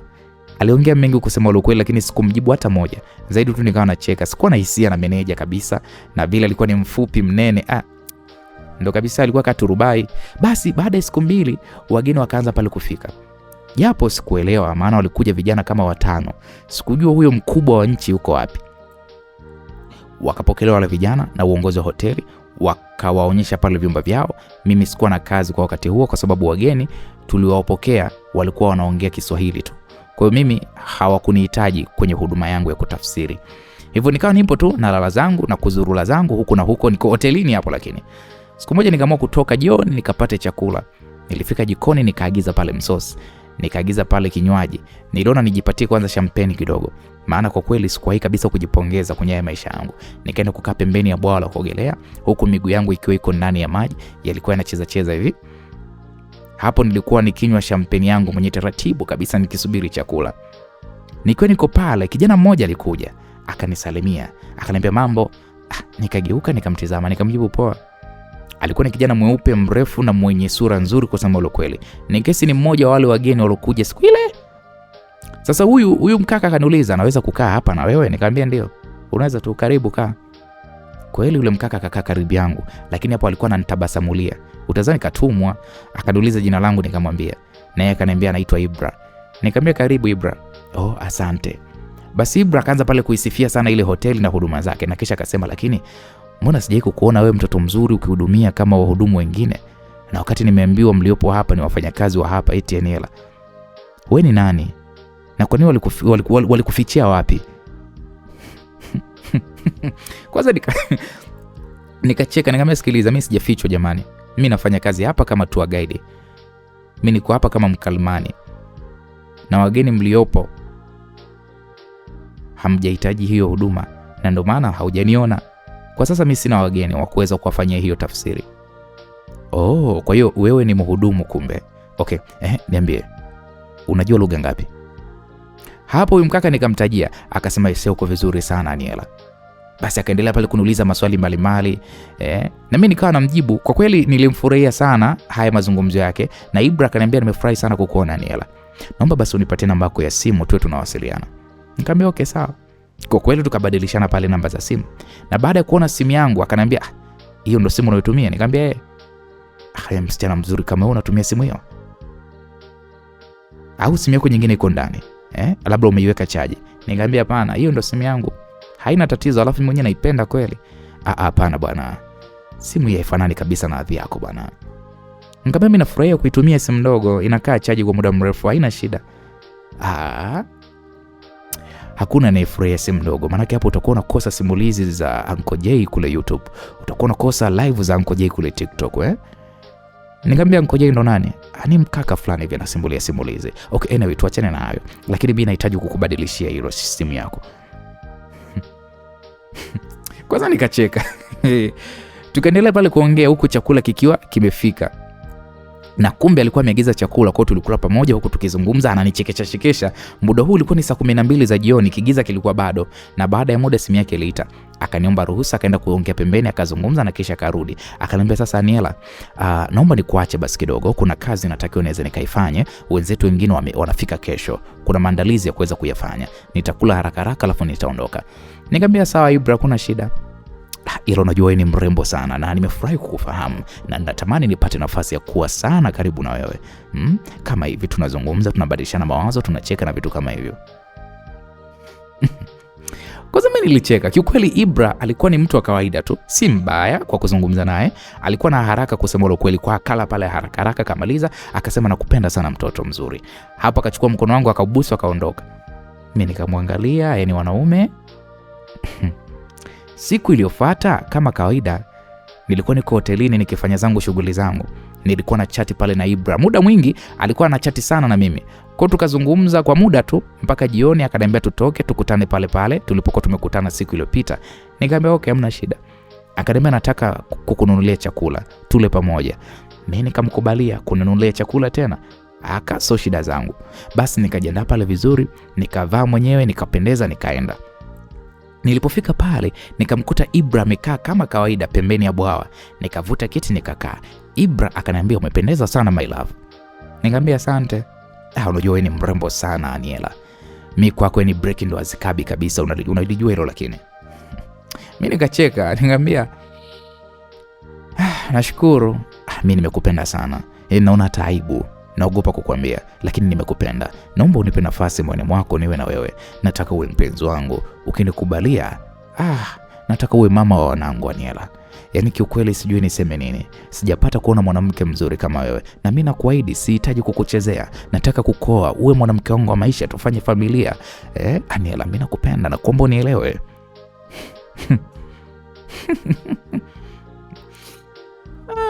Akia Mungu, wewe Ibra unanichekesha sana. Yaani mtu hata unifahamu vizuri na mimi sijakufahamu jamani. Ibra, unawezaje kuyatamka hayo maneno? Sihitaji kukujua zaidi. Mimi ninachotaka kujua kuhusu wewe najua tayari. Yaani ninachotakiwa kukijua kuhusu wewe tayari ninakijua, na kinanitosha kabisa mimi kujua. Mimi nataka kukupa maisha yangu. Labda wewe naomba nitakupa muda unifahamu vizuri mimi. Lakini mimi nakwambia sina makando yote. Mimi ni kijana smart, niko very smart, sina shida, sina wanawake wengi, na mimi ndo nimekuchagua wewe mwanamke wangu. Mimi naishi Dar es Salaam. Nitapenda siku uombe ruhusa hapa kazini, uje Dar kwangu, ukae uone ndugu zangu na marafiki, na mimi utanijua tu baby, sawa? Mimi niko tayari kukupeleka kwa wazazi wangu. Yaani hata kama tukitoka hapa na kupeleka moja kwa moja kwa wazazi, na kukuoa kwa mke wangu. Nakuomba sana. Kiukweli umenivuruga sana akili yangu. Sipati usingizi kabisa kwa sababu yako. Kila nikikaa nakiwaza na kuona kabisa wewe kwenye maisha yangu. Wewe ndio mwanamke pekee ambaye utaweza kuilelea familia yangu.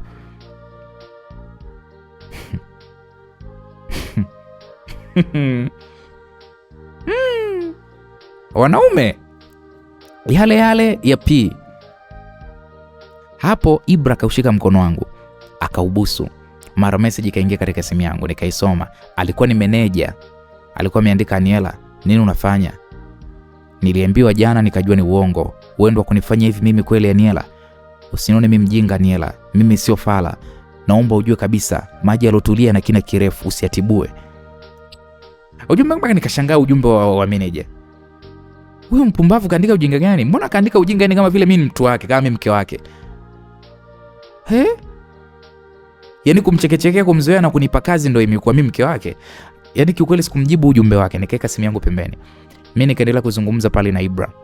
Ghafla bana nafsi yangu ikaniambia, nyanyua kichwa utazame mbele. Nikanyanyua kichwa changu, nikatazama mbele ambapo ilikuwa ndo nyuma ya Ibra. Maana Ibra tulikuwa tumekaa tunatazamana hivi. Mimi namtazama yeye na yeye ananitazama mimi. Huku meza ilikuwa ipo katikati yetu. Sasa niliponyanyua macho yangu nitazame mbele, sikuamini macho yangu kwa kweli nilichokuwa nimekiona. Ghafla nilijikuta nimesimama. Yaani ule ujasiri wa kusimama sijui ulitoka wapi. Nilisimama ghafla. Nyie mbele yangu alikuwa yuko Diego kudadadeki. Amesimama afu alikuwa amenitizama pale ambapo mimi nilikuwa nimekaa. Yaani sasa hapa uzuri, Diego ananitazama na mimi namtazama. Alafu yeye akawa ananitazama hapa ambapo mimi nilipokuwa nimekaa. Nyie mnajua sikuamini. Ni yeye Diego kabisa. Diego huyu namjua mimi, ndo huyu hapa. Sura yake, rangi yake, kimo chake na uso wake alikuwa ni Diego. Mpaka nikajiuliza naota ama ni kweli? Hiki ninachokiona mbele yangu ni serious? Ibra akanitazama. Akaniambia, Ani, vipi? Sasa hapo Ibra hajajua nyuma yake kuna mtu wa umuhimu sana kwenye maisha yangu nimemuona. Yaani hata Ibra mwenyewe nikashindwa kumjibu. Nilianza kutetemeka. Kwanza machozi yalianza kunimwagika. Sasa sikujua ni machozi ya furaha, machozi ya huzuni, machozi ya nini, lakini machozi yalianza kunimwagika, msikilizaji. Sasa Ibra aliponiona kama vile nimechanganyikiwa, akageuka nyuma. Akasema, Ani, vipi? Kwani yule mtu wewe unamfahamu? Hapo sasa na mimi nikamwambia Ibra, kwani naona muona? Umemwona? Akasema, ndio nimemwona, si yule kaka yule pale. Mbona yule mimi namfahamu? Nafanya naye kazi. Ibra akaita, oya Michael. Mjua kwanza mimi nilishtuka. Akaita tena, oya we Michael, njoo mwanangu, njoo. Oya umeingia saa ngapi? Hapo kwanza mimi nilishangaa, huyu mkaka anaitwa Michael, sio Diego. Nikamwangalia tena. Ibra akasema, Michael. Sasa huku yule mkaka akawa anakuja pale mezani. Yule mkaka alinitazama lakini hakuonesha kunifahamu kabisa. Akili yangu ikaanza kunicheza. Hivi ni yeye kweli huyu? Au anafanana tu? Kama ni yeye mbona mimi anitambui? Na mbona anaitwa Michael? Nilikaa pale kwenye kiti kimya afu nikawa natafakari kwa sababu mimi namjua huyu ni Diego, alafu nasikia anaitwa Michael. Nikachukua kwanza leso yangu nikajifuta machozi. Ibra akasema, Michael, vipi umeingia sasa hivi nini? Michael akasema, sio muda mrefu sana nimeingia. Natafuta chakula kwa sababu njaa inaniuma sana mzee. Nyie mjue mpaka sauti yake huyu mkaka ilikuwa ni ya Diego kabisa. Nilikumbuka ile sauti yake ndotoni. Nyie huyu ni Diego bwana, so Michael. Mimi nilikuwa namtizama tu mkaka, sikuamini macho yangu. Nikajiambia ina maana kwamba duniani ndo kuna watu wawili wanafanana kwa kila kitu ama? Lakini ninakumbuka Diego yule ambaye mimi namfahamu alikuwa anaishi maisha ya kawaida, alikuwa ni maskini kidogo, alikuwa anaishi Uswahilini kule Manzese. Anawezaje kuwa huku? Lakini geto lake lilikuwa ni balaa, lilikuwa ni zuri na alikuwa yuko very smart. Sasa nikajiuliza au nini kinachoendelea kwenye maisha yangu? Ni kwamba huyu Michael alikuwa amefanana na Diego kuanzia sura mpaka sauti jamani. Unajua nilikuwa najiuliza maswali mengi bila majibu. Macho yake, midomo yake huyu mkaka ni Diego mtupu. Ibra akasema, "Wa Michael, inaonekana mwanamke wangu hapa amekufananisha bwana. Alipokuona tu ameshtuka, amesimama, sijui amekufananisha na nani. Eti baby, umefananisha na nani huyu mshikaji wangu? Mjue nilishangaa kusikia eti Ibra aniita mimi baby wake, afu sikupenda. Alafu kama vile amenizoea, mara niite my love, mara niite mke wangu, mara niite baby. Ananihitaji hivyo mbele ya huyu mkaka ambaye sijui ni Diego, sijui ni Michael. Mbona kama anataka kuniharibia? Yaani sikupenda kabisa kitendo cha Ibra kuniita mimi mwanamke wake, sikupenda. Wakati tujakubaliana chochote na sijamwambia kama mimi nimekubali mimi kuwa mke wake. Nikajikuta tu nashindwa kujibu. Nilikuwa natamani kuzungumza lakini sauti ilikuwa haitoki. Nilichokiona kilikuwa ni mshtuko mkubwa sana kwa upande wangu. Ibra akaendelea kuita baby. Baby. Aniela. Muda wote yule sasa kijana Michael alikuwa ananiangalia na hatimaye mimi nikasema, hivi ni kweli nimemfananisha na mtu? Lakini mbona mimi nafikiri ni yeye? Ibra kaniuliza, umemfananisha na nani huyu rafiki yangu Michael? Nikasema kuna mtu wa zamani sana niliwahi kumfahamu, lakini sio huyu. Kweli hebu mtazame vizuri, labda ni yeye. Oya Michael jamangu, vipi, unamfahamu huyu dada? Pale mimi nikaingilia kati nikasema hapana, huyu sio yeye. Ingekuwa ni yeye angeshanitambua, maana ana deni na mimi. Lakini huyu Michael hajanitambua kabisa, kwa hiyo inaonekana sio yeye. Hapo Michael akacheka, lakini akatabasamu. Afu tabasamu lake na kicheko chake jamani ni Diego mtupu, mimi nawaambieni. Ibra akasema, Michael, oya, una mtu unayefanana naye au unapacha mshikaji wangu? Huyo mshikaji wako ana deni gani na bebi wangu? So unasikia bebi wangu anasema sijui ana deni sijui. Nisikilize Ibra, mimi ninachokijua mimi sina pacha kwenye maisha yangu. Lakini kaka, umeona bebi wangu mwanamke wangu alivyoshtuka mpaka machozi kama vile ameona mzimu alivyokuona? Hapana, sijawahi kumuona huyu mwanamke wako mahali popote. Kwanza simfahamu kabisa na leo mimi ndo parangu ya kwanza kumuona. Maybe ananifananisha. Basi fresh mwanangu. Huyu mwanamke wangu mimi anaitwa Aniela. Okay. Aniela, jina zuri sana. Ya. Kama yeye jinsi alivyo. Unaona bibi wangu alivyokuwa mzuri, msichana mzuri sana. Alafu mtaalamu wa lugha, anajua lugha nyingi sana. Huyu ndo mchumba wangu mwanangu. Mimi hapa mimi naoa kaka. Unajua Michael, hii piece mwanangu mimi sitaki kuichezea hii. Kusema ukweli sikupenda kabisa maneno ya Ibra. Na muda wote huo mimi macho yangu yalikuwa yapo kwa Michael. Yaani nilikuwa namkagua kwa umakini, alafu sikuelewa ni kwa nini Michael alifanana sana na Diego kiasi hiko. Lakini jambo moja tu lilikuwa wazi maoni mwangu. Haiwezekani watu wafanane hivi, so bure. Kuna kitu hapa na nilihitaji kujua ukweli. Nikamtizama Michael alafu nikasema, okay, sio huyu. Na hata hivyo nilimfananisha naye alishafariki dunia siku nyingi tu. Hivyo hawezi kuwa yeye. Hapo Ibra akawa ana upole akasema, hapo sasa ndo nimeelewa sasa mshtuko wako na machozi kwamba ulikuwa umeshtuka labda umeona mzimu. Uhusiano ulikuwa na uhusiano naye, yaani ulikuwa na uhusiano gani na huyo mtu ambaye umemfananisha na rafiki yangu Michael? Sasa kabla sijamjibu Ibra, nikamtazama Michael. Michael naye alikuwa ananitazama tu mimi. Nikasema haina umuhimu kuweza kujua, kwa achana tunaweza habari. Pole sana bwana bebi wangu. Yaani kitendo cha Ibra kuniita mimi bebi wake kila mara, kusema ukweli kilikuwa kinanikwaza. Kwa maongezi yaliendelea, Ibra alikuwa anaongea sana. Yaani ananisifia kupita kiasi mbele ya Diego ambaye kwa sasa nilikuwa nikimfahamu sasa kwa jina la Michael. Mimi sikutaka kuamini huyu Michael, nikajua kasa huyu Diego tu, sio Michael. Ibra alikuwa anamwambia Michael mara kwa mara jinsi ambavyo mimi ni mzuri, kwamba nina umbo nzuri na jinsi anavyonipenda sana, na alisema wazi kabisa kwamba tangu afike pale kitu kizuri pekee alichokutana nacho eti ni mimi. Na aliongezea kwa kusema kwamba mimi huyu mwanamke mzuri sana. Sijui alimficha wapi, yani nimemuona tu jana bwana. Binti kanichanganya akili. Michael akasema kwa mshangao, kwa hiyo mwanangu umemuona jana tu tayari mmeshakubaliana na amekuwa mke wako? Ibra akacheka pale akasema, ndio hivyo mwanangu, yani jana tu leo mke wangu, unapiga tu ndogo ndogo bro. Unajua mapenzi popote bwana huja na yanakuja kama chafya tu. Mwezi kuamini maneno ya Ibra yalinikasirisha vibaya mno. Yaani inaonekana mimi sasa ni kama vile maharage ya Mbeya, ni maji mara moja. Kwa kweli niliweza kumuona kama vile ni mtu wa hovyo huyu Ibra. Anajisifia sana, afu anazungumza mambo ambayo hayapo. Akaendelea kunisifia bila hata kuchoka, mpaka Michael akamkatisha akasema, "Asikiliza mwanangu. Mimi na njaa mwanangu. Kwa hiyo tutafute kwanza chakula basi." Mimi nikapiga simu kwa watu jikoni, wakaja na chakula pale, tukaanza kula. Muda wote Ibra alikuwa anaendeleza yale maongezi, wakati Michael alikuwa yuko kimya tu anaangalia simu yake huku anakula. Baadaye simu ya Ibra ikaita, akaomba ruhusa, akaenda kuzungumza pembeni. Kwa hiyo nikabaki mimi na Michael sasa tunatazamana. Nilikuwa natamani nizungumze naye lakini sikujua nianze wapi.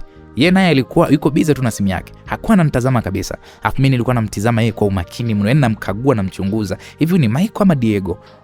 Baada ya muda Ibra karudi akaendelea pale hadithi zake kama kawaida. Michael akaendelea kuwa busy na simu yake. Mimi nilikuwa nimechanganyikiwa kusema ukweli. Moyo wangu ulikuwa unauma, yaani hata sikula vizuri kile chakula. Nikaona isiwe taabu, ngoja tu nijiondoke zangu. Nikasema mimi nimechoka, nenda zangu kupumzika. Okay sawa basi baby, nikusindikize. Nikamwambia hapana. Michael muda huo hakusema kitu, alikuwa yuko busy tu na simu yake. Mimi nikanyanyuka nikaondoka zangu, nikaenda chumbani kwangu. Hoteli ni pale pale. Sasa hoteli ile vyumba vilikuwa vimetengwa kwa vijumba, yani sehemu mbalimbali. Chumba nilichokuwa nakaa mimi kilikuwa kiko pembeni, kimeungana na chumba kingine.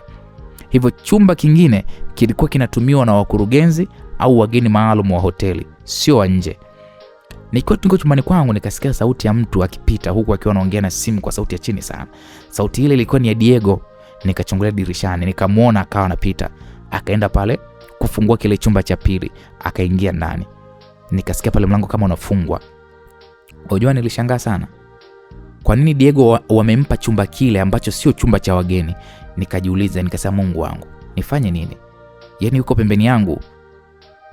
Nikamkumbuka Diego. Nikakumbuka alivyonishika na yale mapenzi yake kwa siku ya kwanza. Japo alinilazimisha lakini mimi nilienjoy sana. Hakunitoka akilini kusema ule kweli. Yaani huyu mwanamume wangu wa kwanza Diego alikuwa amenikaa moyoni mpaka kichwani. Na hata nilivyokuwa na kaka yake Piolo, hakunikuna vile yenyewe kama alivyokuwa ananikuna Diego. Kumbe P ni kaka yake na Diego. Lakini kwa ushenza alionifanyia P potelea mbali. Nikawa nimejiwazia mengi sana na nikakumbuka hata ndoto zangu ya kwamba yeye ndiye aliyekuwa ulimwengu wangu, ananijia sana ndotoni Diego. Lakini leo hii yuko hapa, ananiona, lakini eti anifahamu, na tena eti ni mtu mwingine, eti ni Michael. Mpaka nikajiuliza, au ni kweli Diego amefariki dunia nini? Lakini kwa nini Mungu amemleta mtu anayefanana naye kiasi hiki? Nilimmisi sana Diego wangu. Nikajiuliza hapa nifanye nini? Nilitamani kuzungumza naye huyu mkaka hata kidogo tu. Nikajiambia kama ni Diego kweli, nitamgundua tu. Nikasema kama wewe ni Diego, huwezi mimi kunificha wewe, wala huwezi kunidanganya. Nimesoma mimi saikolojia vizuri. Nikasema najua kumtambua mtu vizuri. Nikaanza pale kupanga namna ya kumkabili huyu Michael. Nikachukua simu yangu, nikatoka nje, nikakaa kwenye ngazi. Nikajifanya kama vile nazungumza na simu. Ghafla nikapiga kelele, "Mama!" Nikadondosha pale simu yangu kwa makusudi. Michael akatoka kule chumbani kwake haraka haraka, akaniuliza, "Nini? Vipi shemeji?" Nikamwambia, "Nani shemeji yako?" "Kuna mdudu mimi hapa amening'ata." Mdudu gani? Nikasema sijui. Ametoka tu kwenye maua huko, amening'ata kisha amekimbia. Wapi amekung'ata? Hapo nikamuonesha mguuni kwangu, nikamwambia hapa hivi amening'ata. Michael akanitazama mguuni, akanishika sehemu ile ya mguuni. Akasema, "Mbona hakuna kitu, hakuna alama kama umeng'atwa na mdudu?" "Kwanza, kwa nini umekaa nje peke yako usiku huu? Hebu ingia ndani." Nyie, kumbukeni Diego alikuwa na sauti fulani hivi ya ubabe. Basi hata Michael anavyoongea ni ubabe tu. Nikasema huyu ni Diego nyie. Nikamwambia, "Sikiliza, nilikuwa naongea na simu, mtandao ulikuwa unasumbua huko ndani. Basi ingia ndani ukalale." Nikasema okay sawa. Kwa nikajifanya kama nimeshindwa kusimama, akanishika pale mkono akaninyanyua. Aliponinyanyua nikamtizama na yeye akanitazama. Nikamwambia kwa sauti ya chini, nikamwambia, "Asante sana Diego." Michael alinitazama tu afa kusema chochote. Nikamwambia tena, "Diego, kwa nini unanifanyia hivyo? Na kuomba usinifanyie hivyo tafadhali. Mimi najua ni wewe. Hata wewe usiku wa manane huwezi kunidanganya kwa lolote. Moyo wangu na akili yangu haviwezi kunidanganya. Diego, nimekusubiri kwa muda mrefu sana. Nimekuwa nikikuwaza kwa muda mrefu sana. Nilitamani hata nikuone tu kwa uso wako. Wewe ni mfalme wa ndoto zangu. Nilikuwa ninasubiri uje uniokoe kwenye jela niliyokuwa nimefungwa kwa muda mrefu. Leo tumekutana lakini hunitambui. Kwa nini Diego? Hujui jinsi gani unaniumiza. Naomba uniambie chochote kuhusu hii hali. nitakubaliana nacho, lakini usiniache hivi, usinifanyie hivyo na kuomba. Unajua ni mara ngapi nimekuwaza, unajua ni mara ngapi nimekusubiria. Nimejifunza yote ulikuwa unanifundisha, yote ulikuwa unaniambia, nimeelewa. Kila pendekezo lilotoka kwako lilikuwa ni gumu sana kwangu kukomaa, lakini nimekuja kukomaa katika hali ngumu sana. Diego, tafadhali usinikatae. Naomba useme chochote kibaya, lakini usilete huzuni ndani moyo wangu. Usilete huzuni ndani moyo wangu upya wakati nimekuona tena. Wewe ndo kila kitu kwangu. Sina mtu mimi zaidi yako Diego. Wewe nisikilize, mimi sio Diego, sawa? Mimi naitwa Michael. Sijui hata nini ambacho unachokiongelea. Inaonekana hauko sawa dada. Nenda kalale. Unaonekana kama vile una usingizi mwingi sana. Naona kama vile unaweweseka sasa. Hapo moyo wangu uliniuma sana kusikia maneno hayo. Michael alionyesha mlango, akanionyesha mlango wa chumba changu, akanifungulia. Akaninyoshia hivi mkono kwamba niingie. Kweli mimi nikaingia ndani. Akaufunga ule mlango. Polepole moyo wangu ulianza kuamini kwamba huenda kweli huyu sio Diego, bali ni Michael tu. Maumivu ya kumkosa na kummisi Diego yalirudi upya. Nililia mno, nikamtaja mpaka nikapitwa na usingizi. Kulipokucha asubuhi na mapema niliamka, nikafanya pale usafi chumbani kwangu, kwa sababu nilipenda sana kujifanyia usafi. Na baada ya hapo nikasali na kisha nikatoka, nikakaa tena pale kwenye ngazi, huku nikiwa nina huzuni sana kusema ule kweli. Moyo wangu ulikuwa unatafuta, ulikuwa unatafuta sana hamu ya kumuona Michael, angalau basi nimuone yeye, huenda ananikumbusha Diego. Lakini sikuweza tena kumuona Michael, na wala sikuelewa alikuwa ni wapi. Nilikaa kwa muda mrefu lakini hakutoka. Nikweli kwa pale alikuja mwanaume mwingine ambaye simfahamu. Akanisalimia, habari yako sister? Nikamwambia nzuri. Akaenda kwenye chumba kile kile alichokuwa anakaa Michael, akagonga mlango, lakini hapakuwa na mtu na hakuna mtu aliitikia. Yule mkaka akarudi akaniuliza, akasema, dada samani, hivi umemuona yule kaka fulani hivi, yule mrefu hivi, alikuwa chumba hiki hapa jirani na wewe? Nikamwambia yupi? Anaitwa nani? Ni mrefu hivi maji ya kunde, anaitwa Diego. Nye? Kusikia hivyo moyo wangu kwanza ukadunda kwa nguvu. Nikasimama, nikamuuliza kwa haraka, umesema huyo mkaka anaitwa nani? Anaitwa Diego? Ya, anaitwa Diego. Mlikuwa mmekaa tu hapa jana, bila shaka niliwaona mlikuwa mmekaa pamoja. Mlikuwa mpo pamoja na yule Ibra. Ndio yule mkaka namuulizia. Sasa sio Ibra, yule mwingine anaitwa Diego. Ndio namuulizia dadangu. Samani lakini kwa usumbufu. Wow. Nye nilihisi ninajisikia kama vizuri hivi. Nikamwambia yule kaka kwamba huyo unayemzungumzia ndio yule nilikuwa nimekaa naye mimi pamoja na Ibra pale karibu na bwawa. Yule mkaka ndo anaitwa Diego? Ndio dadangu. Huyo anaitwa Diego. Sijui umemwona, ndo namuulizia na shida naye. Nikamwambia samani kaka, mbona yule mbona anaitwa Michael so Diego? Ni kweli dadangu, ana majina yote hayo mawili. Anaitwa Diego Michael, lakini ofisini tumezoea kumuita Michael, na ndio maana wengi wanamuita hivyo, lakini kwa sisi tunamjua kwa jina la Diego.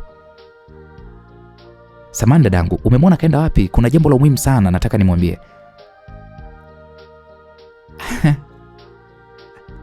Anaitwa Diego. Ndio dadangu, vipi kwani? Sijamuona, lakini ngoja nikusaidie kumtafuta. Okay sawa dadangu, nashukuru sana. Basi hapo kaka nikamwambia aende upande ule, mimi niende upande mwingine kwa ajili ya kumtafuta nani? Huyo Diego. Nikaanza pale kukimbia huku na huko namtafuta. Ndani ya moyo wangu sasa nilikuwa nimeshachanganyikiwa kusema ukweli. Yaani hapo ndo nimevurugwa. Kumbe ni yeye mshenzi huyu, afa ananikitia.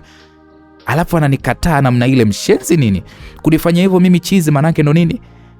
Asi hapo nikawa nimekasirika vibaya mno. Nikaenda jikoni, hayupo. Nikaenda restaurant, hayupo. Nikapita kwenye mabwawa, hayupo. Upande wa baa kule, hayupo. Mara nikakutana na Ibra, limkaka nisilolipenda, likanisalimia, hey baby girl, vipi baby wangu, mbona unaonekana kama vile uko juu juu? Nikamwambia wewe, hebu niache, kuna mtu namtafuta. Mtu gani bwana? Nikamwambia namtafutia yule Michael. Michael? Kwa nini unamtafuta Michael? Nikamwambia nimetumwa nimtafute. Mimi Michael nimemwona akienda kule kwenye miti kule, alikuwa anaongea na simu. Nikamwambia okay sawa. Hapo sikutaka hata maelezo na Ibra, nikatoka mbio. Nikaenda kufuatilia upande ambao Ibra alikuwa amenionyesha kwenye miti. Sikumuona. Nikaingia kwa ndani, kuna kipori hivi, nikamkuta bwana Nikamkuta Michael amekaa peke yake, yuko chini tu ya mti, amekalia mti ambao ulikuwa umelazwa hivi, maana ulikuwa umekatwa, tuseme kama gogo, kwa akawa amekaa pale juu ya gogo. Hakuwa anaongea na simu wala nini. Aliponiona Michael sasa hakujua kama tayari nishamgundua. Akaniambia, wewe vipi wewe? Unaenda wapi polini huko? Alafu mbona uko hivyo, uko hai sana? Nyie, kiukweli sikuongea chochote, nilimsogelea bila kusema neno. Alafu moyo wangu ulikuwa umejaa maumivu makali mno. Moyo wangu ulikuwa umejaa maswali, moyo wangu ulikuwa umejaa na huzuni nzito. Nilimwangalia, alafu nikamzaba bonge mkibao kudadadeki. Nikamtandika pa. Michael akaniambia, wewe dogo vipi? Wewe umechanganyikiwa?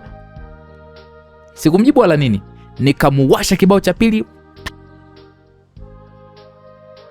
Nikayatimiza maandiko ya Bwana kwamba ukipigwa upande wa kushoto geuza na kulia. Nikamuwasha hapo. Sasa machozi yalikuwa tayari yananitoka kama vile mvua. Diego, sijui ndo Michael, akasimama kwa hasira kweli kweli, akanikaba shingoni kwa nguvu. Akasema, unanitania wewe mwanamke? Sina maana yake wewe ujipende, si ndio? Wewe mwanamke tena, wewe ni mtoto mdogo sana. Wewe unathubutu kunipiga mimi? Unanijua mimi? Hapo mimi sikumjibu. Nilikuwa namtizama tu uso wake kwa umakini. Nikasoma kila mstari, nikatafuta. Diego yule nilimjua.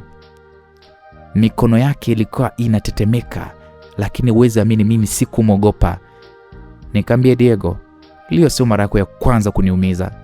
Niliumia siku ya kwanza ulivyochukua usichana wangu bila ridhaa yangu, lakini bado nilikuota na nikakuweka moyoni. Leo hii unanifanya mimi hunijui?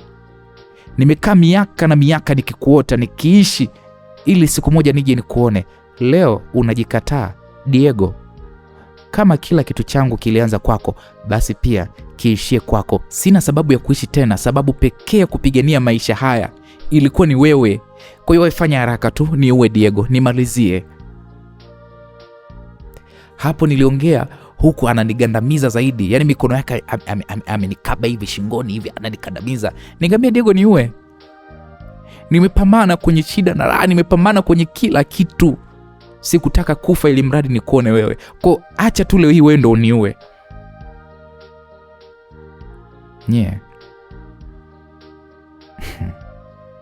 Hapo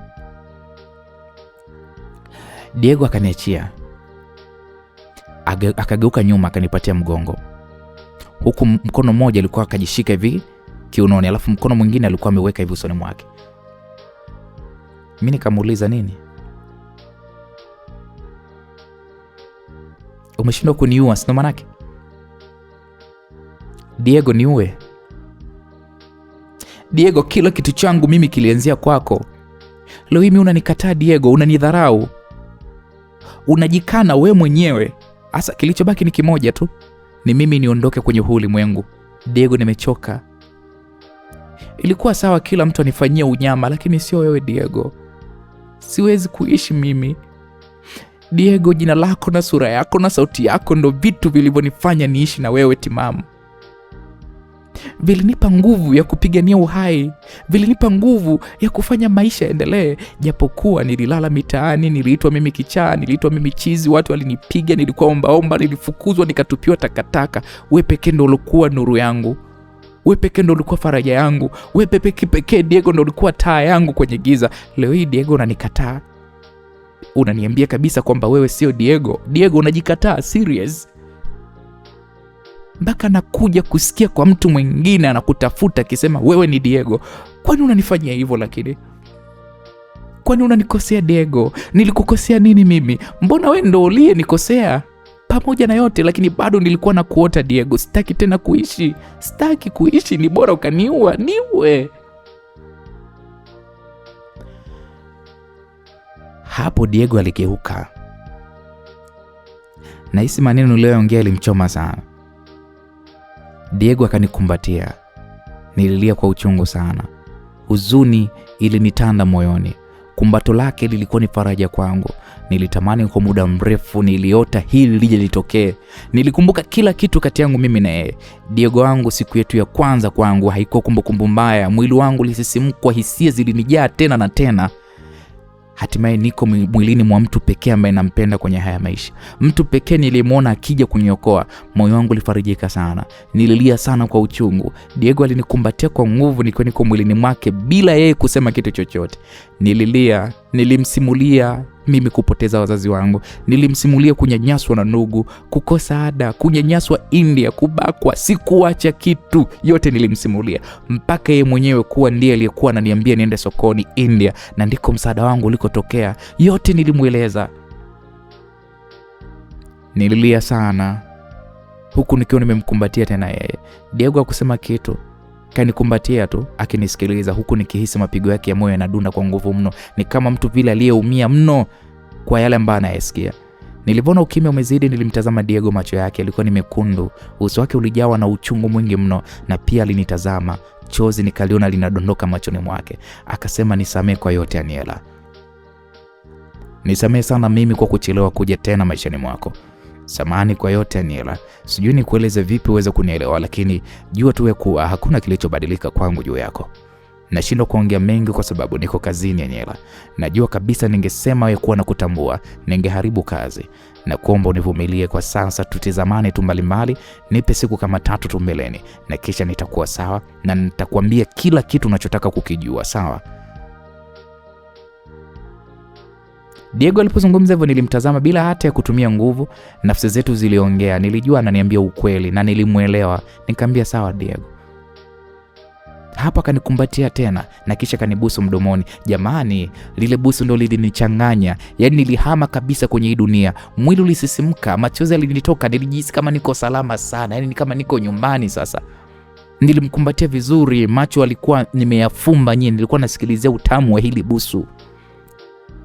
Tulipeana busu kwa muda na kisha akaniachia. Akaniambia, Aniela, nitaharibu kazi mama. Naomba nipe siku 3 tu, sawa? Nikamwambia sawa. Naomba uende, washikaji wanakuja. Nikamwambia okay sawa. Kupa nilianza kuondoka huku porini, huku nikiwa nina matumaini. Nilitembea kidogo kidogo. Diego akaniita. Akaniambia, Aniela. Hapo nikageuka, nikasimama nikamtizama Diego. Diego akatembea haraka haraka akanifikia, akanikumbatia tena, akanibusu mno. Akaniambia, nakupenda sana. Moyo wangu na nafsi yangu haijawahi kukuacha hata sekunde moja. Na kuomba sahau yote maumivu yaliyopitia na hata mimi pia niliyopitia. Naomba tuanze upya kuijenga dunia yetu ya mimi na wewe, sawa mamangu? Haya ndo maneno ya mwanaume. Yaani mwanaume aongei sana. Maneno yake machache tu lakini alikuwa ananiingia moyoni mpaka machozi ya furaha yalinitoka. So mwanaume anaanza kuambia nitakuoa, nakupenda, nitakujengea hiki, nitakununulia hiki, sijui nini, nitakufungulia biashara. Mbwembwe nyingi. Mwanaume anaongea very simple. Nakupenda sana Aniela. Moyo wangu na nafsi yangu haijawahi kukuacha hata sekunde moja. Na kuomba usahau maumivu yote uliyoyapitia. Tuanze upya kujenga dunia yetu mimi na wewe, sawa mamangu? Ile ilikuwa ni very simple. Diego, nikamwambia Diego, ndo dunia yangu. Mimi bila wewe siwezi kuishi tena. Nimekuelewa na kusubiri mpenzi. Raha. Diego akanikumbatia pale, akanibusu kwenye paji la uso. Akaniambia, nakupenda sana Aniela. Sijawahi kuacha na siwezi kuacha hata siku nikifa. Na kama kuna maisha tena baada ya kifo, nitakutafuta Aniela. Popote duniani utakuwa wa kwangu peke yangu na nitakuwa wa kwako peke yako siku zote za maisha yangu, milele na milele yote. Na hiyo ndio ahadi yangu kwako mpenzi wangu. Nakupenda sana Aniela. Nikamwambia, sikiliza Diego, nakupenda pia na nitakuwa wako peke yako na wewe wa kwangu peke yangu siku zote za maisha yetu, milele yote pamoja. Nakupenda Diego.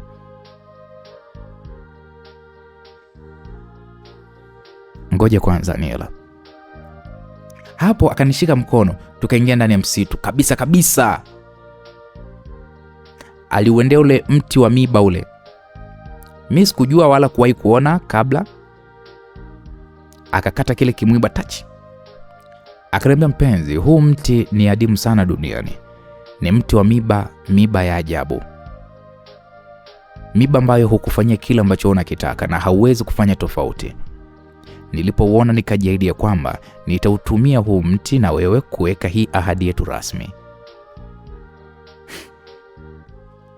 Unajua kwanza nikacheka, akaniambia, unaniamini? Nikamwambia ndio, tena sana, zaidi ya kukuamini.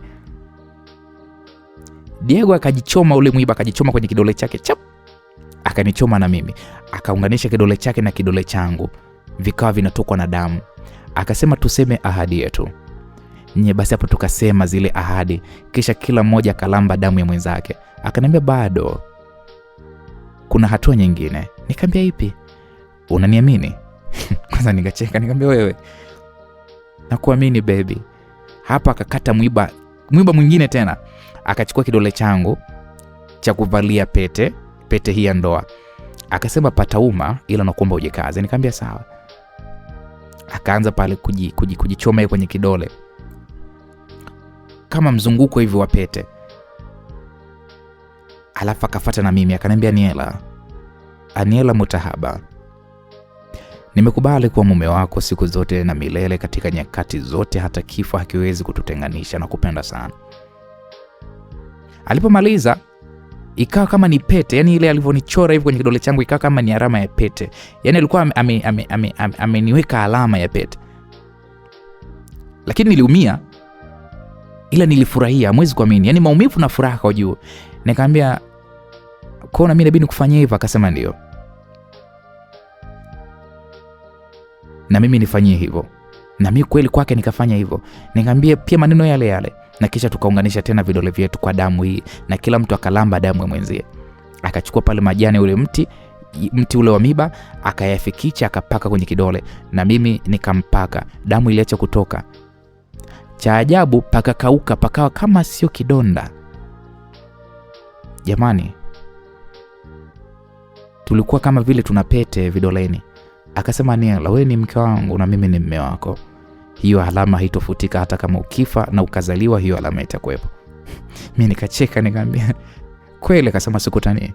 Nikamwambia, "Okay sawa." Kwa nikakumbatiana naye, nikapiana naye pale mabusu. Akaniambia, "Nina hamu sana na wewe sana mke wangu. Inabidi twende honeymoon, si unajua Si unajua kwamba ndoa tayari mimi na wewe." Hapo nikacheka, nikamwambia, "Okay sawa." Tukiendelea kubaki huku sitoweza kuvumilia. Na sitaki kukugusa kabisa huku, kwa maana kwamba sitokuachia, nitaharibu kila kitu. Baby, siku 3 tu na kuomba. Nikamwambia, "Okay sawa, nitakusubiria. Alafu kingine, sitaki kukuona na Ibra tena, wala mwanaume yoyote akusogelea." Nikamwambia, "Kwa nini? Una wivu?" "Nimekwambia hivyo, sihitaji kukuona mwanaume mwingine wa aina yoyote na kusogelea."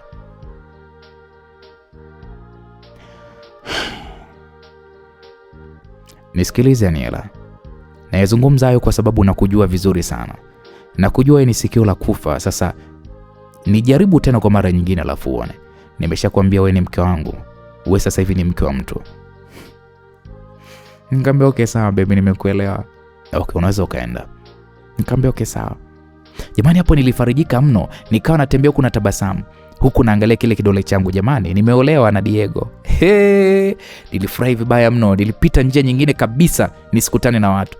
Nikaja kutokea chumbani kwangu. Niliingia kwanza, nilianza kurukaruka huku nikiwa nina furaha vibaya mno. Nyie mapenzi yalinijaa kwa Diego wangu nyie. Jamani, nampenda huyu kaka vibaya mno.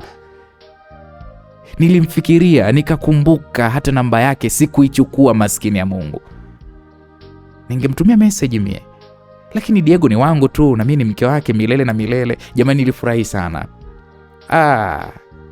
Nikatoa pale nguo ili nijimwagie maji, maana zile mbio nilihisi kabisa kusweti. Nikavaa pale taulo huku nikiwa na furaha zangu vibaya mno. Ghafla mara mlango si ukagongwa chumbani kwangu. Nikasema nakuja, lakini mlango kaendelea kugongwa gongo. Au baby amemshinda huko, anataka mzigo. Hoja nilijiuliza, nikasema nampa vyote. Nikaona sasa okay, acha nikafungulie mlango. Nikaenda kufungua. Mungu wangu.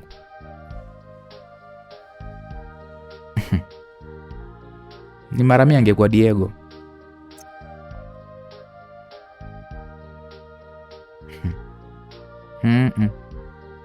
Alikuwa meneja.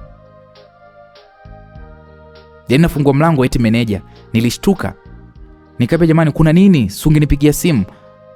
"Nimechoka kungoja Aniela, mimi nakutaka." Leo nataka unipe hata busu tu Aniela, nijue nafasi yangu. Mimi nimechoka kuumia kuangalia wengine wanakuchukua. Sasa kabla sijamjibu, akatoa pale box akanipa. Akaniambia, "Hii simu kubwa hii hapa. Ni busu haraka niende, usiku nitakuja tena, nataka unipe yote." Nimjue nilimshangaa. Hapo tupo mlangoni chumbani kwangu. Nikamwambia, "Meneja, mbona Kabla sijamaliza hata kusema, akanikumbatia huyu meneja, akausogeza uso wake mpana, huku midomo yake anilefusha hivi mbele yangu, yani anataka yani kama mabusu hivi. Domo lake lilikuwa kaa chuchunge, yani liko karibu yangu kabisa. Mimi nikaa nalishangaa, hili vipi yani limenikumbatia linang'ang'aniza ili linibusu. Mara ghafla tukasikia pale, msifanyie hapo mlangoni, ni vyema mkaingia ndani, kweni wastaarabu. Eti Aniela, kwani msiingie ndani mkaenda kushughulika na hayo mambo yenu? Mungu wangu mtume. Tulishtuka kumtizama aliyezungumza hayo maneno, alikuwa ni Diego, alafu anacheka. Nikasema yoyo mimi we. Toba. Hapo namsukuma meneja, afu ile meneja lenyewe ndo limeningangania na kwambia linataka kunibusu, alafu Diego anaongea kama masiara. Yaani kanifumania na nimekumbatiwa hapo na mwanaume mwingine, afu ananiambia ingieni bwana ndani bwana, malizeni hizo haja zenu ndani, sio vizuri mkamalizia hapa nje. Nyie mama yo kimeniramba mie. Bwana msikilizaji, nini hasa kitakachoweza kuendelea? Nikusihi sana usikose kwenye huu mzigo wa Aniela sehemu ya 5 kuweza kujua nini hasa kilichoweza kuendelea mara baada ya hili fumanizi, ambapo Diego anamfumania mwanamke wake ambaye ni Aniela, na alimwambia sitaki kukuona ukiwa uko karibu na mwanaume yeyote. Sasa itakuwaje? Alafu mshikaji yuko hambo kabisa, anamwambia Aniela, si mwingie chumbani jamani mkamaliza haja zenu, kwani mnafanyia hapa mlangoni nje kila mtu anaona? Toba. Aniela lilimshuka. Bwana, tukutane katika sehemu inayofuata, ni sehemu ya 5, mzigo mtamu wa Aniela kutoka kwake Elisa Mwala. Mimi naitwa Anko J Simulizi. Bye bye.